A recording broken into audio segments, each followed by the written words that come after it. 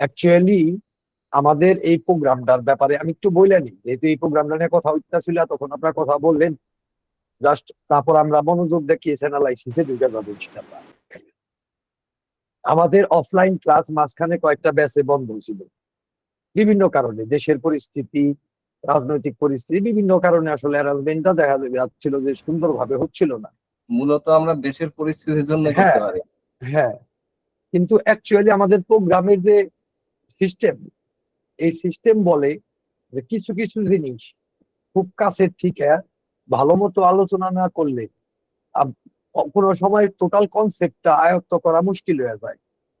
অনলাইনে কিছু ল্যাকিংস থাকে, এই কারণে এক টানে আমরা কিছু, যেমন ধরেন নায়াজম, পোসোলজি, কিংবা কেস রেকর্ডের বেসিক কনসেপ্ট, মানে অ্যাকচুয়ালি প্রপার কেস রেকর্ডটা কিরকম হবে তার একদম ডেমনস্ট্রেশন, এই জিনিসগুলো আমরা সবসময় অফলাইনে করতাম আগে, এবং এটা খুব ইফেক্টিভ ছিল। যারা অফলাইনে এর আগে আসেন নাই, মানে আমাদের যারা পুরানো ব্যাচের আছেন, প্রথম দ্বিতীয় ব্যাচের আছেন, আপনারা তাদের কাছ থেকে শুনতে পারেন যে এটা কি পরিমাণ ইফেক্টিভ। এবং আমরা আবার আপনাদের ব্যাচে এই সুযোগটা দিচ্ছি। অ্যাকচুয়ালি এটা কিন্তু দুনিয়ার হ্যাঙ্গামা, আমরা কিন্তু শখ করে এটা করি না। আমরা জানি যে শিক্ষার যদি আমরা প্রপারলি দিতে চাই, তাহলে একটা পর্যায়ে এই অফলাইন ম্যানেজমেন্টটা লাগবে। একবার দুইবার আমাদের সবার বসতে হবে, প্রশ্নোত্তর গুলা সামনাসামনি মানে সলিউশন করতে হবে, কনসেপ্টটা ক্লিয়ার হইলো কিনা। এই যে একটা ভিডিওটা খুলে বের করে রাখছে, এটা কি খুব ভালো দেখা গেছে? উনি যে এত সুন্দর করে বসছে, দেখতেও তো একটা ব্যাপার স্যাপার আছে। এটা একটা উচ্চতর ক্লাস। এইখানে এইভাবে আপনি, ঠিক আছে আপনি পার্সোনালি বসছেন, ওকে, নাম কি রহিম সাহেব, উনি পার্সোনালি বসছে, ঠিক আছে, বসুক, তাহলে একটু ভিডিওটা অফ থাকুক, দেখতে তো বিশ্রী লাগতেছে, তাই না? একটু মাহফুজ ভাই ওনারে বলেন, বা আপনি বন্ধ করে দেন, ভালো দেখা গেছে না রহিম সাহেব যে বসছে। তো যাই হোক, যেটা বলতেছিলাম, আমরা এই অফলাইনের যে ব্যাপারটা, এটা একবার অন্তত পক্ষে আসলে আপনারা বুঝবেন যে এটা কি অসীম গুরুত্বপূর্ণ। বিশেষ করে হোমিওপ্যাথির যে ক্লাস গুলো হবে, ওটা কিন্তু তত্ত্বীয় ক্লাস না।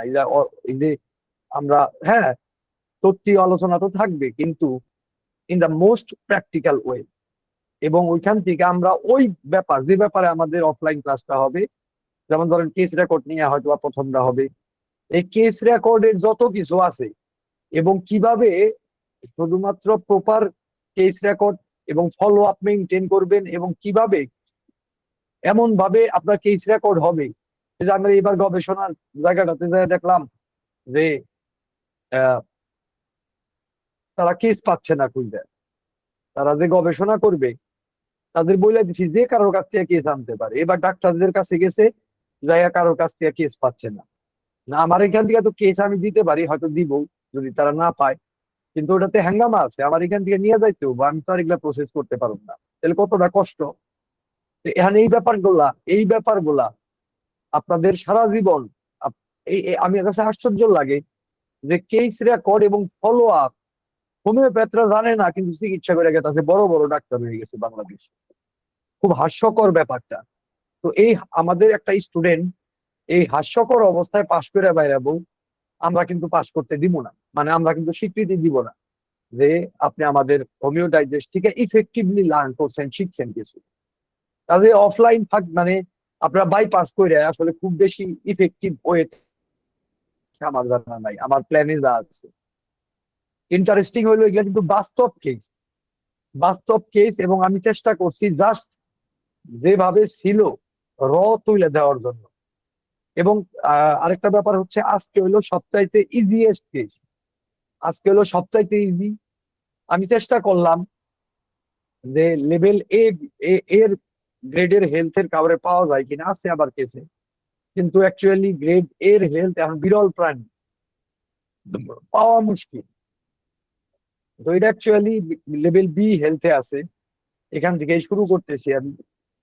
তো এবং সেই সাথে আমরা পুরো কেসটার বিভিন্ন অ্যাসপেক্ট, বিভিন্ন সম্পর্ক, ওষুধ সিলেকশন, স্টেজ, সমস্ত কিছু আস্তে আস্তে প্র্যাকটিক্যাল বাস্তব ক্ষেত্রটার থেকে আয়ত্ত করার চেষ্টা করব।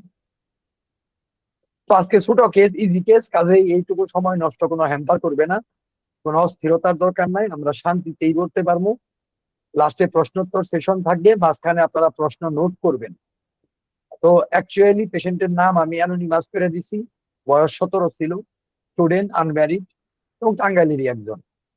এই কেসটার ট্রিটমেন্ট শুরু হয়েছিল 31/12/2023 সালে, যখন তার ওজন ছিল 58 কেজি।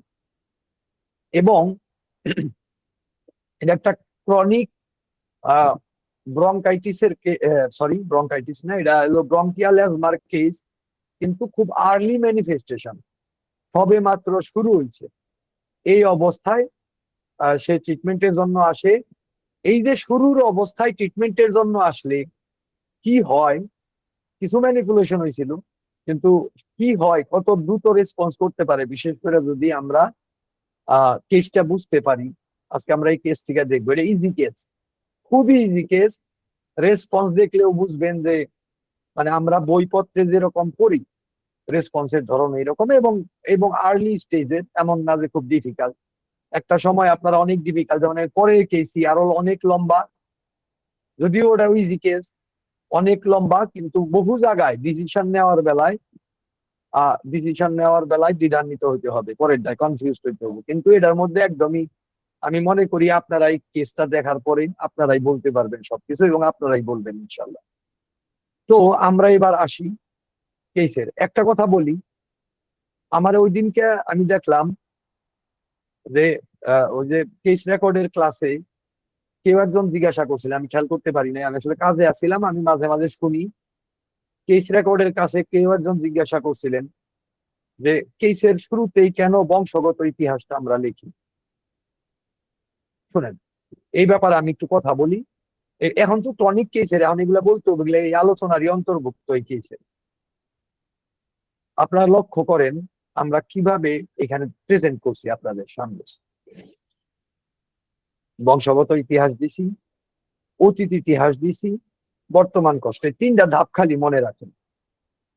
আপনারা একটা জিনিস কখনোই বলবেন না, এবং আমার কেস রেকর্ড বইতে আপনারা বহুবার বলতে শুনছেন যে আসলে সত্যিকার অর্থে কেস রেকর্ড কোনো ফরম্যাটে বাধা হইতে পারে না। আপনি বলবেন তাইলে আমি কেন এখানে এইভাবে তুলে ধরছি, আপনি কি আশা করেন এনে বিশৃঙ্খল ভাবে তুলে ধরবো না? বা আমার চেম্বারেও যখন আমার সহকারী ডাক্তাররা কেস লিখবে, তাদেরকে তো আমার একটা গাইডলাইন দিতেই হয়। আপনারা যখন শিখবেন আপনাদের মনে রাখতে হবে, তার জন্য একটা গাইডলাইন দিতে হয়। ইভেন আমার কেস রেকর্ড বইতে তো একটা কেসের ফর্মও দিছি, কিন্তু বারবার উল্লেখ করে দিছি, এবং আপনারা এটা আত্মার মধ্যে গাইথা নেন। বাস্তবে যখন আপনারা কেস রেকর্ড করবেন, এন্ড দেন যেহেতু প্রতিটা কেস আলাদা, প্রতিটা কেস আলাদা আলাদা ফরম্যাটে হইতে পারে, তাহলে আপনাদের আমি কিভাবে প্রেজেন্ট করবো? এই কারণে একটা ধরনের প্রেজেন্ট করতে হয়। এবং এটা কিন্তু ইললজিক্যাল সিকোয়েন্স না। কেন ইললজিক্যাল সিকোয়েন্স না? এটা প্র্যাকটিক্যালি খুব অ্যাপ্রোচেবল। চেম্বারে, ক্লিনিকেও আমরা কিন্তু এই অ্যাপ্রোচটা, মানে এই সিকোয়েন্সটা অনেক ব্যবহার করতে পারি। উদাহরণ দিয়ে বুঝাই, তাহলে বুঝবেন। ধরেন একজন, আপনি একজন ম্যানিয়াক, পাগল, মানে ইনসানিটি যার আছে, হয়তো বা অ্যাকিউট ম্যানিয়া রোগীতে ট্রিটমেন্ট করতে বসলেন, আপনি তো রোগী কিছু বলতেই পারবেন না তার এক্সপ্রেশন গুলা দেওয়া ছাড়া। সেখানে আপনি কিভাবে তারা জিজ্ঞাসা করবেন আপনার বংশে কি রোগ আছে? ব্যাপারটা বুঝছেন কিনা? একজনের হয়তো বংশ জানেই না, বাবা মা জানেই না, পালক হয়তো, সে কিভাবে আপনার বংশগত ইতিহাস বলবে? সে তো বলতেই পারবে না। আহ একজন হয়তো শুধুমাত্র তার কমপ্লেন পার্টিকুলার ফিজিক্যাল কমপ্লেন, আপনি কিভাবে আশা করেন যে সে অতীত ইতিহাস ঠিকঠাক মতো সবকিছু বলতে পারবে? আবার একটা হাইপোকন্ড্রিয়াক রোগী নিয়ে বসবেন, সে প্রথম লাইন থেকে এমন বর্ণনা দিবে আপনার মাথা গোলায় যাবে। তো আসলে প্রতিটা রোগী আলাদা, প্রতিটা রোগীর বেলায় আপনার চিকিৎসকের মনোযোগ দিতে হয়। এইটা হচ্ছে সত্যিকারের বড় কথা, যে মনোযোগ, আমার রুগীটাকে বুঝতে হবে। বোঝাটা কতটুকু গুরুত্বপূর্ণ আজকে আপনারা দেখবেন। তো যখন সিকোয়েন্সিয়ালি বা লজিক্যাল ওয়েতে আমরা যখন কোনো কিছু প্রেজেন্ট করতে চাই, একজন চিকিৎসকের একজন রুগীকে বোঝার জন্য সবচাইতে ভালো উপায়টা কি? ভালো উপায় হচ্ছে ক্রোনোলজিক্যাল অ্যাসেসমেন্ট। ক্রোনোলজিক্যাল অ্যাসেসমেন্ট সময়ের ধারাবাহিকতায় রোগীতে তার লক্ষণের বিকাশ, বিবর্তন, অগ্রগতি বা পরিণতি, ক্রোনোলজিক্যাল অ্যাসেসমেন্ট। তো আমরা যদি লক্ষ্য করি যে আমরা পেশেন্টের নাম, পরিচয়, পেশা নেওয়ার পর তারপর আমার স্বাভাবিকভাবে ক্রোনোলজি যদি হিসাব করি, তাহলে বংশের হিসাবটা নিয়ে নেওয়া যাইতে পারে। কারণ রোগী কোন ফান্ডামেন্টাল, কোন বেসমেন্টের উপর অ্যাকচুয়ালি শুরু করলো তার যাত্রা। হ্যাঁ, এমনকি ওই সময় মা ভ্যাকসিন নিছে কিনা পেটে থাকার সময়, বাচ্চা জন্মানোর পরে তার মানে ভ্যাকসিন গুলা নেওয়া হয়েছে কিনা, এরপরে তার মানে অতীত ইতিহাস বাচ্চার। ইভেন আপনার বিতল কাজ আমি একটা যুগান্তকারী আবিষ্কার করছেন এবং আমাদের অনেক ডিটেল এক্সপ্লেন করছেন, যদিও ওই গত উইবিনারে অত ডিটেল তিনি বলেন নাই, কিন্তু আমাদের তো একটা লং ট্রেনিং দিছে, মাহফুজ ভাই সব জানেন। তিনি আবিষ্কার করছেন, যেমন আমি আজকেও আজকে ক্লিনিকে একটা বাচ্চা এলো অটিজমের। আমি মায়ের জিজ্ঞাসা করলাম যে আচ্ছা আপনার যখন, দেখেন ইন্টারেস্টিং ব্যাপার, মা হলো ন্যাকচাম, মোস্ট প্রবাবলি ন্যাকচাম নিউরের। হ্যাঁ, যখন আমি জিজ্ঞাসা করলাম যে ওই বাচ্চাটা পেটে থাকার সময় আপনি আসলে কি ধরনের মানসিক অবস্থাতে ছিলেন, প্রথমে তো খুব ভালো, একদম না সে ভালো না, একটা মুক্ত যাতে তো এরকম প্রথমে সে ডিসক্লোজ করবেই না। হ্যাঁ, প্রথমে খুব ভালো, আমি সময় খুব ভালো ছিলাম। আমি বললাম দেখেন একটু সাবধানে মনে করে বলেন আপনার, পরে আমি তো জানি যে তার হাজবেন্ড থাকে বিদেশ, বারবার দেশে আসে বাইরে যায়। তো আপনার হাজবেন্ড তো বিদেশ থাকে, ওই সময় এটা নিয়ে কোনো মনোকষ্টে আছিলেন কিনা, আমি বাচ্চার ব্যাপার জানান করলাম, আপনার বাচ্চার ব্যাপারটা বোঝার জন্য আমার কাছে ইনফরমেশনটা, সঠিক ইনফরমেশন জরুরি। খুব সফটলি জন বুঝাইয়া কইলাম, তখন যে ইতিহাসটা বাইরে এলো তা হচ্ছে তার হাজবেন্ড বিদেশ থাকে, টাকা পয়সা পাঠায় বাপ মায়ের কাছে, মায়ের ঠিক মানে তার ঠিক মতো আসলে কেয়ার হচ্ছে না, সাপোর্ট নাই, কাজ করায়, মানসিক কষ্ট আছে, এমনি হাজবেন্ডে পায় না, তারপরে তার সাথে ফোনে ঝগড়া হয়েছে বেশ কয়েকবার, এবং এবং এইখানে শাশুড়ি বা তার ফ্যামিলি যারা যেখানে সে ছিল সেখানে সাংঘাতিক মনোকষ্টে ছিল, এবং এখনো কিন্তু সে ন্যাট্রাম মিউরের রোগী, তার যে প্রেসক্রিপশন করছি আমি। দেখেন বিতল কাছে এটা আবিষ্কার করছেন যে মার ওই বাচ্চা জন্মের সময় যদি যত বেশি বাজে অবস্থায় থাকবে মেন্টালি, ইমোশনালি, বাবা এবং মা দুইজনেই, এর মধ্যে মা প্রধান, আর বাচ্চার আনহেলদি হইয়া জন্ম হওয়ার পসিবিলিটি, মানে হেলথ খারাপ হওয়ার পসিবিলিটি তত বেশি থাকে। এবার বিতল কাজ কিন্তু আবিষ্কার করছেন এবং এটা নিয়ে তার একটা পেপার আছে, খুব লজিক্যাল ওয়েতে তিনি সেটা তুলে ধরছেন। আপনারা যারা ইন্টারেস্টেড, আমি পেপারটা বাই করে পড়তে পারেন, কোনো সময় মনে থাকলে আমিও আপনাদের বাই করে দিয়ে দিতে পারি, কোনো প্রবলেম নাই। এক্সট্রা পড়াশোনা আপনাদের হেল্প করবে। তো তাহলে দেখেন, আমি যদি একজন মানুষকে বুঝতে চাই, তাহলে আমি কোথা থেকে শুরু করব? স্বাভাবিক লজিক বলে অবশ্যই বংশে থেকে, অবশ্যই তার বাবা মায়ের হেলথ থেকে, এবং যেখানে ব্লাড কানেকশন আছে সেই হেলথ গুলাকে একটু নজর বোলানো দরকার।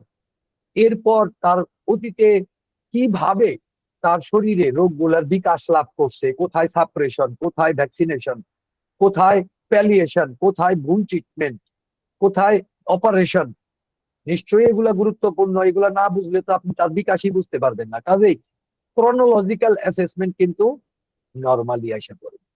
তো আপনি এই সমস্ত কিছু মানে স্বাভাবিকভাবেই এই কারণে কেসগুলো এইভাবে প্রেজেন্ট করা হয়।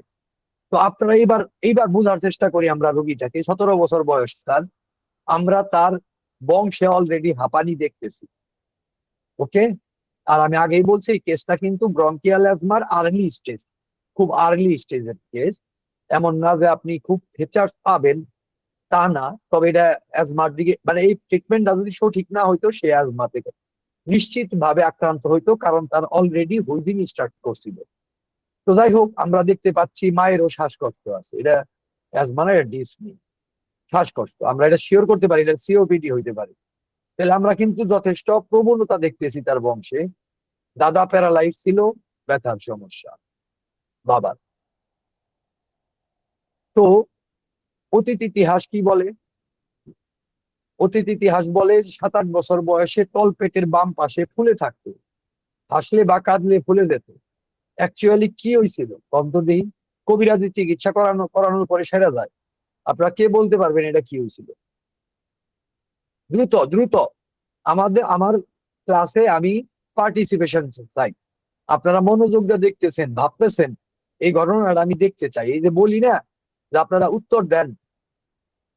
আচ্ছা, আর শরীফ রেজা হার্নিয়া, সাকিবুল আলম হার্নিয়া। ওকে, ওকে, ওকে। আর আর বলেন বলেন, 1 মিনিটের মধ্যে সবাই বলেন আপনাদের অ্যাসেসমেন্ট এবং পসিবিলিটি কিভাবে ভাববেন আপনি। এগুলো অনেক কিছু আমরা এটার উপরে নির্ভর করবে।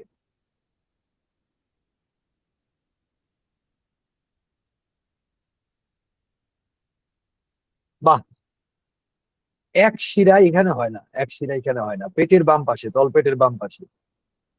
অ্যাকচুয়ালি আমি বলি, আপনারা যারা এখানে হার্নিয়া বলছেন, অলমোস্ট সবাই হার্নিয়া বলছেন, দ্যাটস ওকে, ফাইন। অ্যাপেন্ডিসাইটিস বাম পাশে হয় না ভাই, বড় ধরনের ভুল। এই কথা কিন্তু মান সম্মান থাকবো না কইলে বল। আগে খেয়াল করবেন, কেস বুঝতে চাইলে আগে কেসটারে দেখতে হবে মনোযোগ দিয়ে। ডাইনে বামে, বাম পাশে কোনোদিন অ্যাপেন্ডিসাইটিস হবে না। এবং এটা কিন্তু মান সম্মান থাকবে না এটা বাইরে বললে।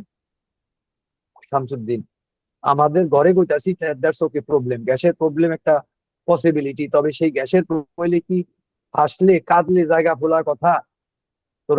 তরুণ নাগ। যাই হোক, আমাদের মোডালিটিস দেখে অনেক কিছু বুঝতে হয়। এইবার যারা হার্নিয়া বললেন তারা বলেন এখানে হোমিওপ্যাথিক চিকিৎসা হয় নাই, কবিরাজি চিকিৎসা হয়েছে। তারপরেও এই তাদের দাবি হার্নিয়া সেরে গেছে। আসলেও সেরে গেছে, কারণ আমার কাছে যখন আসছে তখন হার্নিয়া ছিল না। এটা কিভাবে সম্ভব? এটা পসিবিলিটি আপনি কিভাবে এক্সপ্লেন করবেন? খুব দ্রুত, খুব দ্রুত, দেরি করবেন না, অল্প কথায় লিখে দেন।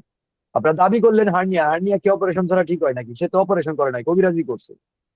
এইবার বলেন যে আপনি আপনার মতামতে এই হার্নিয়া হয়েছিল, এটাতে আপনি অটল আছেন? আর যদি অটল না থাকেন তাহলে খালি লেখেন না অটল নাই। আমি আজকে সময় আগে খেয়ে ফেলছি, কাজেই আমি এখন আপনাদেরকে আর বেশি সময় করব না। অ্যাকচুয়ালি আমার অ্যাসেসমেন্ট এটা হার্নিয়া ছিল, আমি এটাতে অটল। এর কারণ আছে একটা। এমন না যে আমি আপনার নিশ্চিত ভাবে বলতে পারবো যে জিনিস আমি দেখি নাই, অতীতের ইতিহাস। তবে চিকিৎসক হিসাবে আমার অ্যাসেসমেন্ট এটা হার্নিয়াই ছিল। হার্নিয়া, আমার পার্সোনাল এক্সপিরিয়েন্স, যে 7-8 বছর বয়স পর্যন্ত হার্নিয়া সাইরা যাওয়ার পসিবিলিটি হাই, যদি তাতে বাচ্চার জন্য ইতিবাচক চিকিৎসা করে। বাচ্চার জন্য তার গ্রোথে হেল্প করে এই ধরনের চিকিৎসা পরে। আমি হোমিওপ্যাথিক ট্রিটমেন্ট, আমি অনেক বড় বড় হার্নিয়া বাচ্চাদের একদম সারা জীবনের নামে ভালো হয়েছে আমার আমার প্র্যাকটিক্যাল, আমার বাস্তব জীবনের চিকিৎসা। এবং এই এই বাস্তবতার থেকে এই ধারণাটা আমার মধ্যে তৈরি হয়েছে। কথাটা বুঝছেন কিনা? আপনারা চ্যালেঞ্জ করতে পারেন, কেউ অস্বীকার করতে পারেন, দ্বিমত করতে পারেন, that's okay, it's up to you. আমি জোর করব না, আমি আমার এক্সপিরিয়েন্সটা বলতে পারি। আমি যখন আমার কেস প্রেজেন্ট করবো, আমার মতামতটা বলতে পারি। 7-8 বছর বয়স পর্যন্ত, 7-8 বছর বয়স পর্যন্ত মানে যদি ইতিবাচক চিকিৎসা পড়ে তাহলে সেরে যাওয়ার একটা পসিবিলিটি থাকে। হাসলে কাঁদলে কোদ দিলে যদি এইভাবে ফুইলা যায়, মোটামুটি কনফার্ম করা যায় যে এটা ইনগুইনাল হার্নিয়া অ্যাকচুয়ালি। এবং এবং তাইলে কবিরাজি চিকিৎসায় সারলো কিভাবে? দেখেন, আমরা জানি না কি কবিরাজি দেওয়া হয়েছে। একটা বাচ্চা যখন তার ভাইটালিটি যথেষ্ট ভালো, তখন যদি শরীরের পুষ্টিবর্ধন হবে এই ধরনের কোন হেল্পফুল ট্রিটমেন্ট হয়, যারা কবিরাজিতে আসলে সম্ভব। অ্যালোপ্যাথি আর কবিরাজি একভাবে চলে না। ভালো কবিরাজি চিকিৎসা অনেক সময় পুষ্টিবর্ধন করে, গ্রোথের ব্যাপারে ব্যাপকভাবে হেল্প করে। খুব ক্রুড হেল্প, হোমিওপ্যাথিক ওয়েতে হেল্প না, কিন্তু হেল্প করে। যেমন ধরেন ন্যাট্রামিউরের রুগী যদি লবণ একটু খায় তাহলে একটু নড়াচড়া করতে পারে। ব্যাপারটা বুঝছেন কিনা? কারণ তার শরীরে কিছুটা হইলেও, সাময়িক সময়ের জন্য হইলেও লবণটা তারে প্রাণবন্ত করে, কিছুটা সিনথেসিস হয়। এই কারণে ন্যাট্রামের রুগীরা লবণ না খেয়ে থাকতে পারে না, তারা নিস্তেজ হয়ে পড়ে। ব্যাপারটা অনেকটা এরকম। তো এইরকম হেল্প হইলে পসিবিলিটি আছে হার্নিয়া হওয়া সত্ত্বেও এটা সাইরা যাওয়ার মানে সাইরা গেছে, এটা পসিবিলিটি। এটা অ্যাকচুয়ালি বাইরে বললে, বায়োপ্যাথিক ডাক্তারদের বললে হয়তো আমার কথা নিবে না, যেমনি নিবে না যে হার্নিয়া আমাদের চিকিৎসায় ভালো হয়েছে এই কথাটা। কিন্তু কিন্তু এই কেসের বেলায় আমার অ্যাসেসমেন্ট হচ্ছে এইটা। এবং 12-13 বছর বয়সে বাচ্চাটা টাইফয়েড হয়, তার মানে অ্যাকিউটও দেখা দিয়েছে জীবনে একবার, শক্তিশালী অ্যাকিউট, নর্মাল অ্যাকিউট না। দুইটা জিনিসই প্রমাণ করে যে বাচ্চার হেলথের লেভেলটা ঠিক ভালো, একদম এ গ্রেডের হেলথ নিয়ে সে আসলে জন্মায় নাই, সে কিছুটা দুর্বলতা নিয়েই জন্মাইছে। তো আমরা তাহলে তার পরের অংশটাতে যাচ্ছি, বর্তমান কষ্টটা কি, মনোযোগ দিয়ে পড়েন, দেখেন। তার যেটা শুরু হয়েছে তা হচ্ছে বোঝা টানলে, দৌড় দিলে, পরিশ্রমের কাজ করলে নিঃশ্বাস নিতে কষ্ট হয়, 10-15 মিনিট বিশ্রাম নিতে হয়, তখন একটু ভালো লাগে, প্রায় সময়ই মুখ দিয়ে শ্বাস নেয়, গরমে কষ্ট বাড়ে, মাঝে মাঝে গরম আবহাওয়া আর কি। মাঝে মাঝে শোয়ার পর রাতে গলায় গলায় শ্বাস ছাড়ার সময় সাই সাই শব্দ হয়, মানে হুইজিং আর কি, তখন জোরে জোরে শ্বাস টানতে হয়, ওই সময় অস্থির লাগে, কিছুক্ষণ পর একাই ঠিক হয়ে যায়। এটাও গরমের মধ্যেই বেশি দেখা দেয়। মাঝে মাঝে গ্যাসের সমস্যা হয়, দীর্ঘক্ষণ না খেয়ে থাকার পর খেলে, তৈলাক্ত খাবার, মাংস, মিষ্টি খেলে গ্যাসের সমস্যা বেড়ে যায়। পায়খানা প্রস্রাব স্বাভাবিক, ঘাম কম, মুখ বেশি ঘামে, ঘামের পর ভালো লাগে, ঘুম ভালো, গোসল ছাড়া ভালোই লাগে না, পিপাসা মোটামুটি, একবারে ½ লিটার পানি খান, শীত ভালো লাগে, গরমে অস্বস্তি লাগে, হুটহাট রাগ ওঠে, রাগ বেশিক্ষণ থাকে না, রাগ উঠলে চুপ করে থাকে, তখন আরেকজন যদি বোঝাতে যায় তাহলে রাগ আরো বেড়ে যায়। মাংস ও মাছ পছন্দ, ডিম তেমন পছন্দ না, দুধ গন্ধ লাগে, ঝাল ও মিষ্টি পছন্দ, লবণ ছাড়া খেতেই পারে না, চর্বি অপছন্দ, ঝালমুড়ি দেখলেই খেতে মন চায়, দুধ ও যে কোনো শুটকি মাছ দেখলেই বিরক্ত লাগে, মানুষের রক্ত দেখলে ভয় লাগে, একা থাকতে অস্থির লাগে, মানুষের সাথে থাকতে ভালো লাগে। আজকে যেহেতু কেসটা ছোট, ওষুধটা আপনারা পরে বলেন, আগে আমাকে বলেন এই কেসটাতে আপনি কিভাবে কিভাবে এটাতে ঠিক, মানে এই কেসটাতে আমরা সব সময় বলি যে একটা কেসে একটা এন্ট্রি পয়েন্ট থাকে, কিভাবে আপনি আপনার চিন্তাটারে এগিয়ে নিয়ে যাবেন, তার একটা, যে কোনো কেস হাতে পাওয়ার পরে আপনার কিছু গুচ্ছ, মানে কয়েকটা চিন্তা পর পর করতে হয়। আমার কেস রেকর্ড বইতে কিন্তু বলা আছে, আমার যতদূর মনে পড়ে। তো এই কেসটাতে আপনার এন্ট্রি পয়েন্ট কি, আপনি কি ভাবতেছেন, আপনাদের মধ্যে হাত তুলেন যে বলতে চান, আমি এটা তো লিখে এত বড় জিনিস হবে না, আর ইন্টারাকশন থাকতে হবে, এটা প্র্যাকটিক্যাল কেস।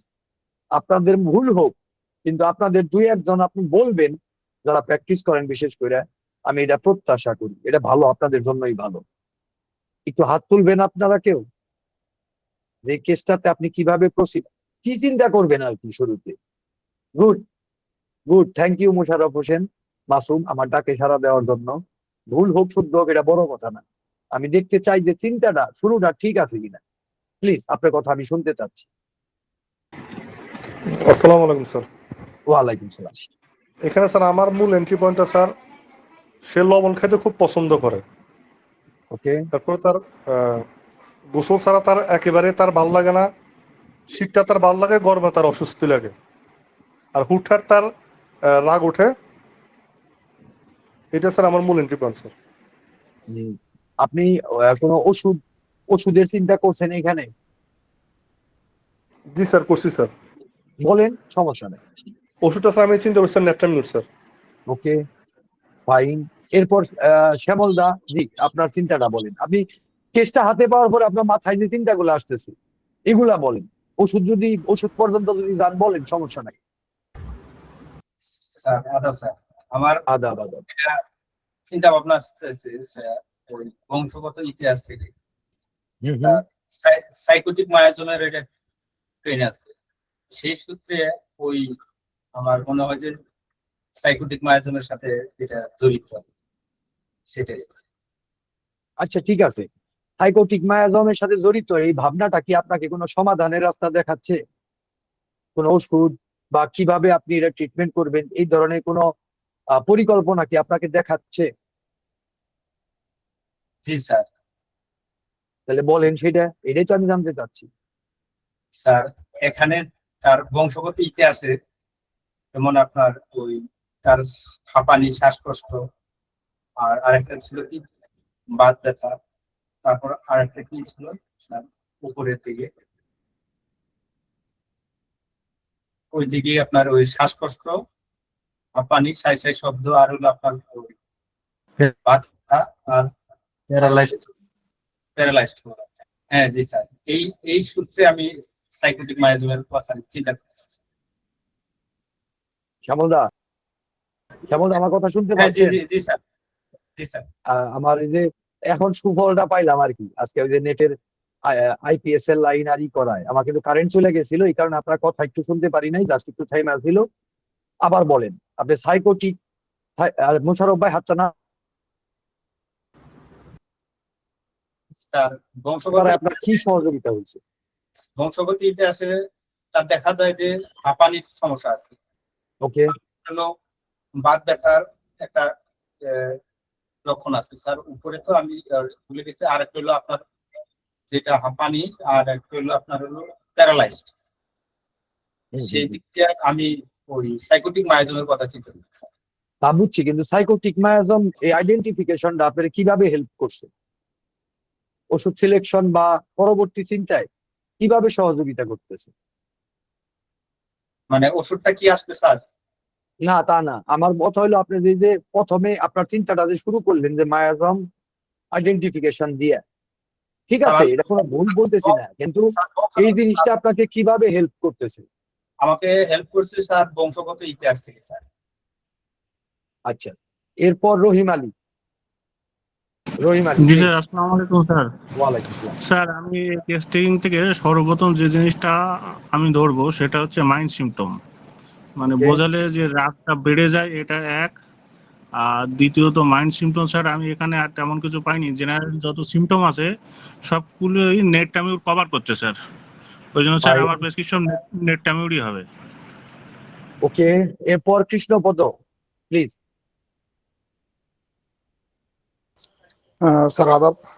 স্যার আদাব আপনার আদাব। এইখানে স্যার এখানে অনেক কিছু কভার করছে, মানে প্রেজেন্ট স্টেজের কথা বিবেচনা করলে স্যার আমরা ন্যাট্রামনিয়র দিয়ে আগাতে পারি। তবে আমার এই ক্ষেত্রে মনে হচ্ছে যে আমার যেহেতু বংশগতর যে ধারাগুলো আসছে সেই দিকে বিবেচনা করে এবং এই যে সাইকোটিক ম্যানিফেস্টেশন, আমার মনে হয় যে আমরা এখানে মেডোরিনাম দিয়ে কেসটাকে স্টার্ট করতে পারি স্যার। আমার বিবেচনায় যেটা আসলে ভুল হতে পারে, সংশোধন করে দিবেন অবশ্যই। মেডোরিনাম দেওয়ার যুক্তিটা কি আপনি একটু বুঝাইয়া বলেন? হোমিওপ্যাথিক প্রিন্সিপালস অনুযায়ী আমরা যা শিখাইলাম এতদিন পর্যন্ত, ভুল হোক শুদ্ধ হোক এটা বড় কথা না, এটার জন্য আপনার ঠেক দেওয়ার জন্য না। এই যে চিন্তাগুলা, এই যে এক একজন চিকিৎসক এক একভাবে চিন্তা করতেছেন, আগে আমাদের জানতে হবে সবার, তাই না, যে এই চিন্তাগুলো এইভাবে চিন্তা করা যায়, তারপরে আমরা অ্যাসেসমেন্ট করবো যে আসলে সঠিক প্রিন্সিপালস অনুযায়ী চিন্তা কোনটা কোনটা না, তাই না? এই যে আপনারা আমাদের যে শুনেন, আমাদের যে অনেক চিকিৎসক প্রেসক্রিপশন, আমরা যদি এই প্রেসক্রিপশনটা করি, দেখা যাবো যে অনেকের অনেক ধরনের প্রেসক্রিপশন আসবে। কেন আসবে? এই চিন্তার ভিন্নতার কারণেই কিন্তু আসবে। এটা হওয়ার কথা না। হোমিওপ্যাথি যদি একটা সায়েন্স হয়, তাহলে একটা সুনির্দিষ্ট প্রিন্সিপালস অনুযায়ী আমাদের থট প্রসেস চলার কথা, এবং মোটামুটি একই সিদ্ধান্তে প্রায় সবার আসার কথা। তো এইটা আমাদের লক্ষ্য, আমরা সবে শুরু করছি। আমাদের আশা করি এই আপনাদের কোর্সগুলো শেষ হইতে হইতে এই এই ব্যাপারটা ট্রেন আপ আমরা সবাই হয়ে যাবো। আর তা করার জন্য আমাদের জানতে হবে যে আমরা সবাই কত ভিন্ন ভিন্ন ভাবে চিন্তা করি, এর মধ্যে কোনটা শুদ্ধ হইতে পারে কোনটা না। কেউ কিন্তু নিজেরে মানে মনে করবেন না যে আপনারা হার্ট করার জন্য, ছোট করার জন্য বা কোনোভাবে না। এটা আমাদের ঘর, আমরা সবাই এখানে ভাই বোন, এখানে আমরা শেখার জন্য আসছি, সবাই জানি না বলে আসছি। কাজেই কাজেই এখানে আপনারা কিন্তু এটা কখনো ভাববেন না যে আমাদের মানুষ কি করলো, জাস্ট আপনার কথাটা আপনি বইলা যান। তো কৃষ্ণপদ, আমি আপনার কাছ থেকে জানতে চাচ্ছি। হ্যাঁ স্যার। স্যার মেইন কি আমরা প্রথমত যে দেখলাম যে বংশগত যে সাইকোসিস, যেমন হচ্ছে বংশগতভাবে অ্যাজমা পাইছি, রিউমেটয়েড রিউমেটিক পেইন পাইছি বংশগতভাবে। এবং তার প্রিভিয়াস হিস্ট্রিতে যদি দেখি তার তার কনস্ট্রাকশনের কিছু জটিলতা, মানে তার এই যে হার্নিয়া যেটা ছিল, এই হার্নিয়ার একটা প্রবলেম পাইছি। সেই সাথে দেখা যাচ্ছে কি যে স্যার ন্যাট্রামকে কভার করার মতন কিছু জিনিস আছে এবং যেটা কিনা মেডোরিনামের খুব কাছাকাছি মনে হলো, কিন্তু ন্যাট্রামের একটা জায়গায় স্যার আমার কাছে একটু ঘোলাটে লাগছে, অনেকটা ঠিক থাকলেও সেটা হচ্ছে দেখেন ওরা কিন্তু এখানে বলা হয়েছে যে সঙ্গ পছন্দ করে এই কথাটা বলা হয়েছে। ন্যাট্রাম কিন্তু এখানে কিছুটা আহ, একা থাকতে পছন্দ করে, এই একটা মানে দৃষ্টিভঙ্গি আমরা চিন্তা করতে পারি। স্যার আমার ভুল হতে পারে, অবশ্যই সংশোধন করে দেবেন। আমি এই কয়েকটা জিনিস বিবেচনা করছি এবং এই যে খাবার দাবারে যদি দেখি, খাবার দাবারের ক্ষেত্রে কিন্তু ওই যে যে এক হিসাবে বলতে পারি যে আমার যে ইগুলা আহ যে মাছ মাংস ডিম আপনার পছন্দ না, কিন্তু ওই যে আহ, আহ, ঝাল ও মিষ্টি পছন্দ। স্যার এখানে মেরোরি নাম তো ওই যে উগ্র স্বাদের খাবারও তো মনে হয় যে পছন্দ করে, এবং লবণের দিক থেকে যদি বলি কিন্তু আপনার মেডোরি নাম পছন্দ করে। আমি ন্যাট্রামিউকে না বলছি না, কিন্তু বংশগত দিক বিবেচনায় রেখে আমি মানে বেশি প্রাধান্য দিয়েছি মেডোরি নামকে।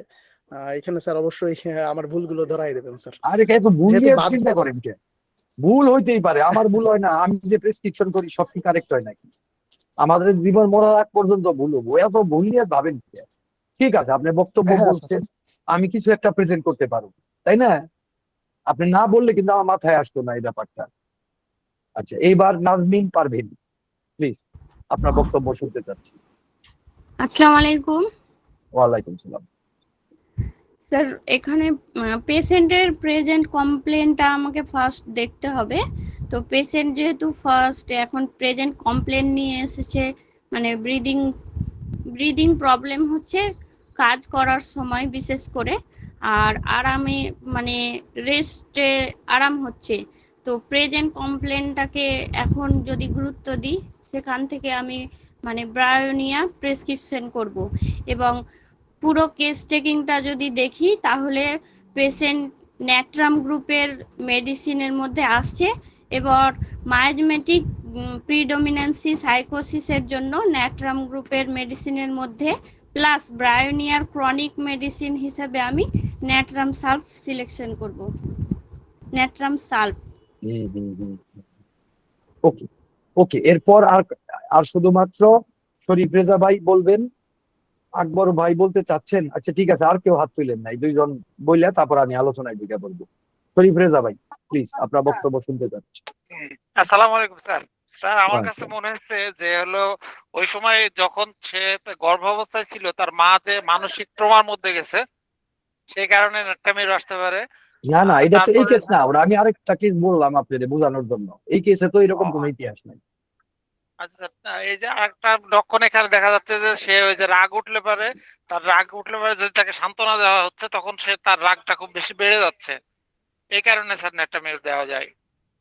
ওকে, ওকে, আমি বুঝলাম আপনি ন্যাট্রাম মিউরে সাপোর্ট করছেন, কিন্তু আসলে আজকে আমি জানতে চাইছিলাম আপনি চিন্তাটা কিভাবে আইগায় নিচ্ছেন, এইটা। ঠিক আছে, চিন্তাটা কিভাবে আইগায় নিচ্ছেন। জোনায়েদ ভাই ন্যাট্রাম আর্টস বলছেন, ন্যাট্রাম আর্টস আসলে প্রচন্ড শীতকাতর। ন্যাট্রাম আর্টসে কয়েকটা রোগী আমি ট্রিটমেন্ট করছি সাকসেসফুলি, এবং এটার খুব সাংঘাতিক বৈশিষ্ট্য হইলো ন্যাট্রাম আর্টস শীতকাতর। আর এই পেশেন্ট দেখেন একটু পর পর কইতাছে আমার গরমে কষ্ট হয়। যাই হোক, আকবর ভাই প্লিজ, আপনার আসলে আমি জানতে চাচ্ছি first process, ওষুধ জি স্যার, আসসালামু আলাইকুম। কথা কয় আসসালামু আলাইকুম। ও হ্যাঁ মানে আমি স্যার, লিখে এটা দিতে পারবো না। এই জি মাহমুদ স্যার, মাহমুদ ইয়ে ছিল যে অডিওটা একটা কইলে ইয়ে গেছে, অপশন অডিওটা থাকে বন্ধ মানে করো। Exit full screen. মাহিম, আসসালামু আলাইকুম। স্যার, আচ্ছা প্রেজেন্ট কমপ্লেন অনুযায়ী বা আরো যে সিমটম গুলো আছে, টোটালিটি সিমটমে দেখা যাচ্ছে নেট্রামিউর আসছে, এবং এটা সাইকোটিক মায়াজমের পেশেন্ট, যে সাইকোটিক কিন্তু নেট্রামিউর কিন্তু সাইকোটিক কভার করে স্যার। তো সুতরাং আমি নেট্রামিউরকে বেশি priority Dev.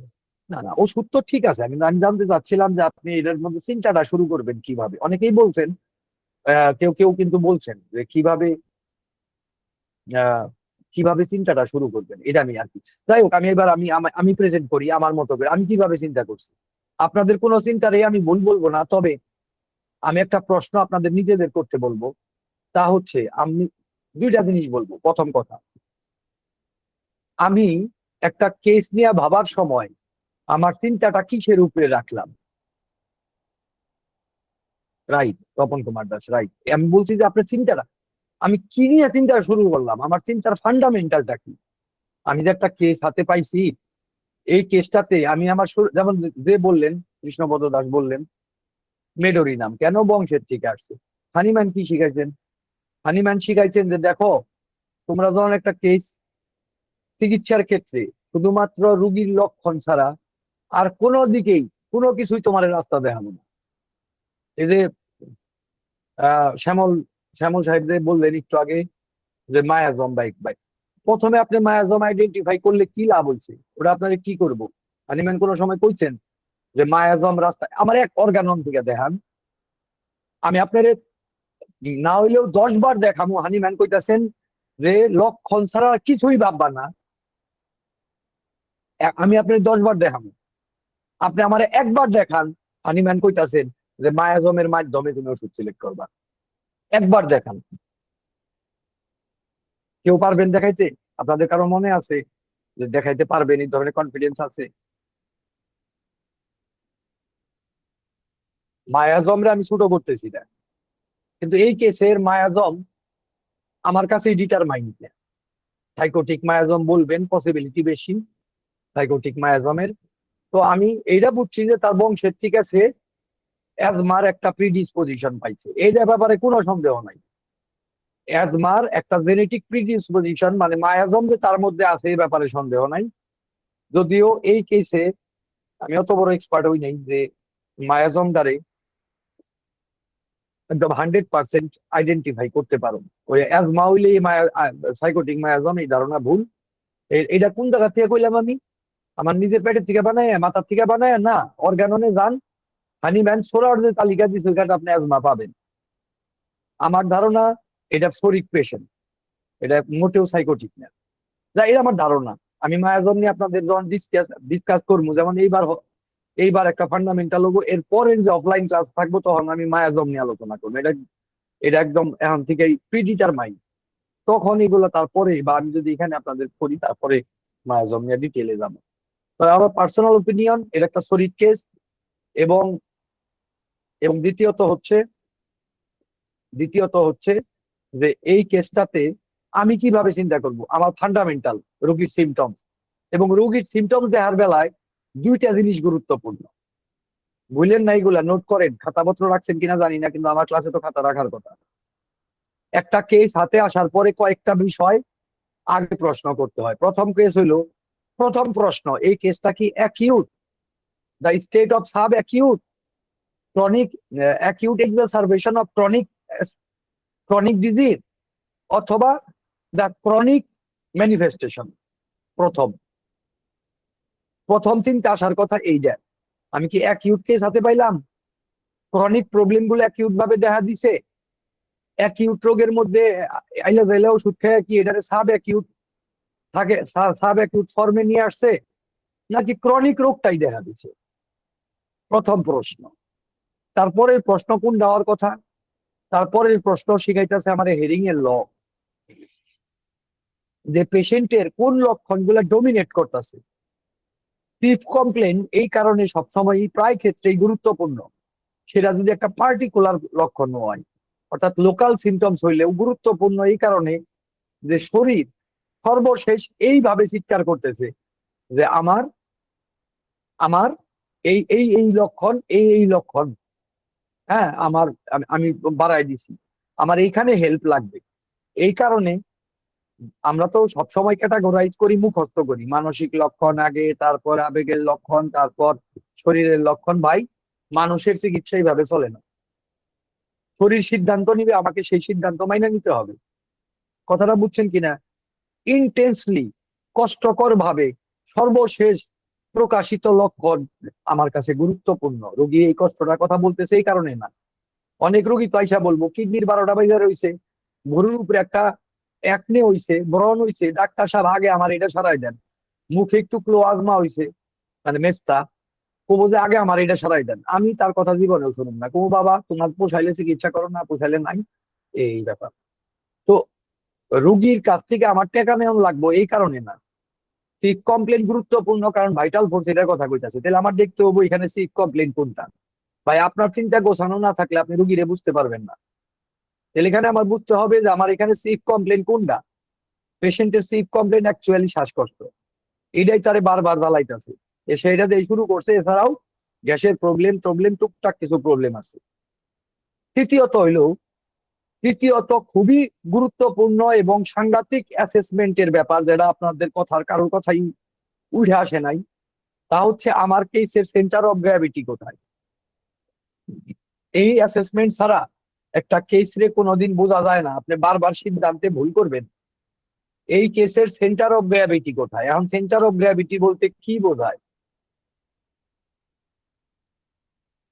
Centre of gravity বলতে কি বোঝায় কেউ বলতে পারবেন? হাত তুলেন খালি, যদি কেউ বলতে পারেন জাস্ট হাত তুলেন, আমি শুনবো কিনা ওটা পরে সিদ্ধান্ত।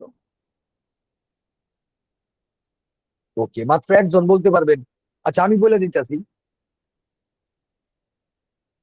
সেন্টার অফ গ্র্যাভিটি, ওকে ওকে ঠিক আছে, আপনাদের জানা থাকলে ভালো, আমি সবাইরই, কিন্তু 100 জনের মধ্যে 105 জনের মধ্যে একজন দুইজন নট কাউন্টেবল এট অল, তার মানে আমরা জানি না এই ব্যাপারটা।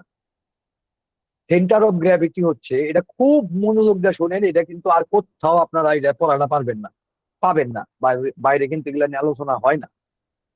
সেন্টার অফ গ্র্যাভিটি একটা কেসের, সেন্টার অফ গ্র্যাভিটি মানে হইলো, গ্র্যাভিটি মানে জানি আমি মাধ্যাকর্ষণ, এবং সেন্টার মানে ভরকেন্দ্র, সোজা কথা ভরকেন্দ্র। সেন্টার অফ গ্র্যাভিটির একদম বাংলা করলে বলতে হবে ভরকেন্দ্র, যে কোন জায়গাটা অ্যাকচুয়ালি সত্যিকারের অর্থ। আপনারা দেখবেন আপনার সামনে যে রুগীগুলো আসবে, তাদের লক্ষণগুলা, তাদের 3টা যে স্তর আছে, মন, আবেগ, শরীর, এই 3টা স্তরে সমানভাবে ডিস্ট্রিবিউশন খুব বেশিরভাগ সময় থাকে না। অর্থাৎ মানুষের 3টা অঞ্চল একত্রে আক্রান্ত হইতেও পারে, নাও পারে। আবার দেখেন ফিজিক্যাল ওয়ান সাইডেড কেসে শুধু শরীরের মধ্যে থাকে, মন আবেগ তার পরিষ্কার, কিংবা মেন্টাল ওয়ান সাইডেড কেসে তার শরীরে কোনো লক্ষণ নাও থাকতে পারে, কিন্তু তার মন বা আবেগ আক্রান্ত। বেশিরভাগ সময় আমরা যেটা পাই, এইরকম কেস পাই, যে মানে বেশিরভাগ সময় ফিজিক্যালি চরম ভাবে আক্রান্ত, মেন্টাল ইমোশনালি সামান্য কিছু আক্রান্ত। কোনো সময় আমরা পাই যে সব জায়গায় সমানভাবে আক্রান্ত। তো আমার আগে বুঝতে হবে যে আমার এই রুগীটা কোথায় কোথায় আক্রান্ত। এবার বলেন, আপনারা দ্রুত বলবেন, এই রুগীটার সেন্টার অফ গ্র্যাভিটি কোথায়? ফুসফুসে স্যার। ফুসফুসে মানে প্রথমে আমরা করবো ফিজিক্যাল স্তরে, আরো পার্টিকুলারলি বললে আমরা বলবো রেসপিরেটরি ট্র্যাক্ট বা রেসপিরেটরি সিস্টেম আক্রান্ত। এটা কিন্তু গুরুত্বপূর্ণ অনেক সময় ওষুধ সিলেকশনে দেখেন, ওষুধের ইমপ্রেশন বলে একটা কথা আছে, আপনি একটা ওষুধ যদি, যেমন ধরেন আপনি যদি লাইকোপোডিয়াম বহুবার পড়েন মনোযোগ দিয়ে, আপনি দেখবেন সব চিকিৎসক শুরু করতেছে 2টা সিস্টেম থেকে। একটা হচ্ছে তার গ্যাস্ট্রোইন্টেস্টাইনাল সিস্টেম, আরেকটা হচ্ছে জেনিটো ইউরিনারি সিস্টেম, তাই না? আপনি দেখেন খেয়াল করে, আপনার যে রোগীগুলা লাইকোপোডিয়াম দিয়ে চিকিৎসা করেন, কি নোটস গুলা সব এই রিজিয়ন গুলাতে। অ্যাফিনিটি বলতে একটা শব্দ আছে, এক একটা ওষুধের এক একটা অ্যাফিনিটি থাকে, আপনারা দেখবেন লাইকোপোডিয়ামের অ্যাফিনিটি গুলো এইখানে। তো আপনি যখন সারা জীবন চিকিৎসা করবেন, লাইকোপোডিয়াম কিন্তু আপনার একটা অন্তর্দৃষ্টি দান করবে, একটা ইমপ্রেশন দান করবে। ইমপ্রেশন রোগী দেখলে আপনার মনে হবে, যেমন আপনারা অনেকেই বলছেন যে এই কেসটা ন্যাট্রাম নিউরের, এবং এটা কিন্তু আপনার কোনো রেপার্টরি করে বলেন নাই, আপনারা কিভাবে বলছেন বলেন? আপনারা একটা ইমপ্রেশন থেকে বলছেন, যে ইমপ্রেশনটা আমারও মনে হয়েছিল যে এটা ন্যাট্রাম নিউরের কেস, কিন্তু কেসটা ন্যাট্রাম নিউরের না, মানে আদৌ না, একবারেই না। হয়তো আমি মনে করি যে এই কেসটাতে ন্যাট্রাম নিউরের একটা লেয়ার পরবর্তী জীবনে, কিংবা এই রোগী যদি আরো বেশি দিন বিভিন্ন প্রতিকূল পরিবেশের মধ্যে দিয়ে গেত, দুঃখ কষ্টের মধ্যে দিয়ে গেত, হয়তো বা ন্যাট্রামে পরিণত হইতে পারে। এটা হইতে পারে, কিন্তু এই কেসটা ন্যাট্রামের কেস ছিল না, মানে বাস্তবতার থেকে বলতে হচ্ছে আর কি। তো আমরা দেখবো একটু পরে তাহলে চিন্তার ধরনটা কি কি আসলো। প্রথমে কেসটা আমি কিসের কেস নিছি দেখেন, হোমিওপ্যাথির সাথে সবচাইতে ডাক্তার বি কে পন্নী স্যার আমার শিক্ষক, আমার মেন্টর, তিনি বলতেন যে হোমিওপ্যাথির সাথে অন্য আরেকটা পেশার খুব মিল আছে, মানে এখানকার থট প্রসেস, চিন্তার পদ্ধতির খুব মিল আছে, এবং ওই পেশাটাও খুবই ডিফিকাল্ট। পৃথিবীর সবচাইতে স্ট্রেসফুল জব হচ্ছে হোমিওপ্যাথি, মানে খুব জটিল কমপ্লেক্স চিন্তা করতে হয়। এবং তারপরে বলতেন যে বাংলাদেশের এই বাংলাদেশে আপনারা ওই দেখেন নাই, আমেরিকাতে বা বিশেষ করে ব্রিটেনে এই পেশাটা সত্যিকারের চেহারাটা দেখা যায়। এটা কোন পেশা বলতে পারবেন কেউ? না, পুলিশ না। পুলিশ হ্যাঁ মিল আছে বা পুলিশের সাথে, কিন্তু আরো বেশি মিল হইলো ওকালতির সাথে। ওকালতি মানে ওষুধের চিন্তার জায়গাটাতে সবচাইতে বেশি মিল আছে হলো ওকালতির সাথে। হ্যাঁ, উকিল, তারা একটা কেস হাতে নেয়, নেওয়ার পর ওই কেসটা তাদের বুঝতে হয় প্রস অ্যান্ড কোন জায়গা অ্যাক্টিভ, কোন জায়গা ইনঅ্যাক্টিভ, কোনটা আমার কাজে লাগবো না। ঠিক একইভাবে আপনি কেস হাতে নিলেই ওষুধ বাই করবো এই চিন্তাটা 100 হাত দূরে রাখেন, এর মাঝখানে একটা স্তর আছে, তা হলো রুগীরে বোঝা, রুগীর ভাইটাল ফোর্সে অ্যাসেসমেন্ট করা, সুন্দরভাবে সাজানো পুরো ব্যাপারটা, একটা কেসের টোটালটারে সুন্দরভাবে সাজানো, এটা হচ্ছে বড় কাজ। ওষুধ সিলেকশন বড় কাজ নয়, ওষুধ সিলেকশন খুবই ইজি এবং খুবই সংক্ষিপ্ত একটা কাজ। প্রথম বড় মানে গুরুত্বপূর্ণ কাজ হচ্ছে সঠিক কেস রেকর্ড।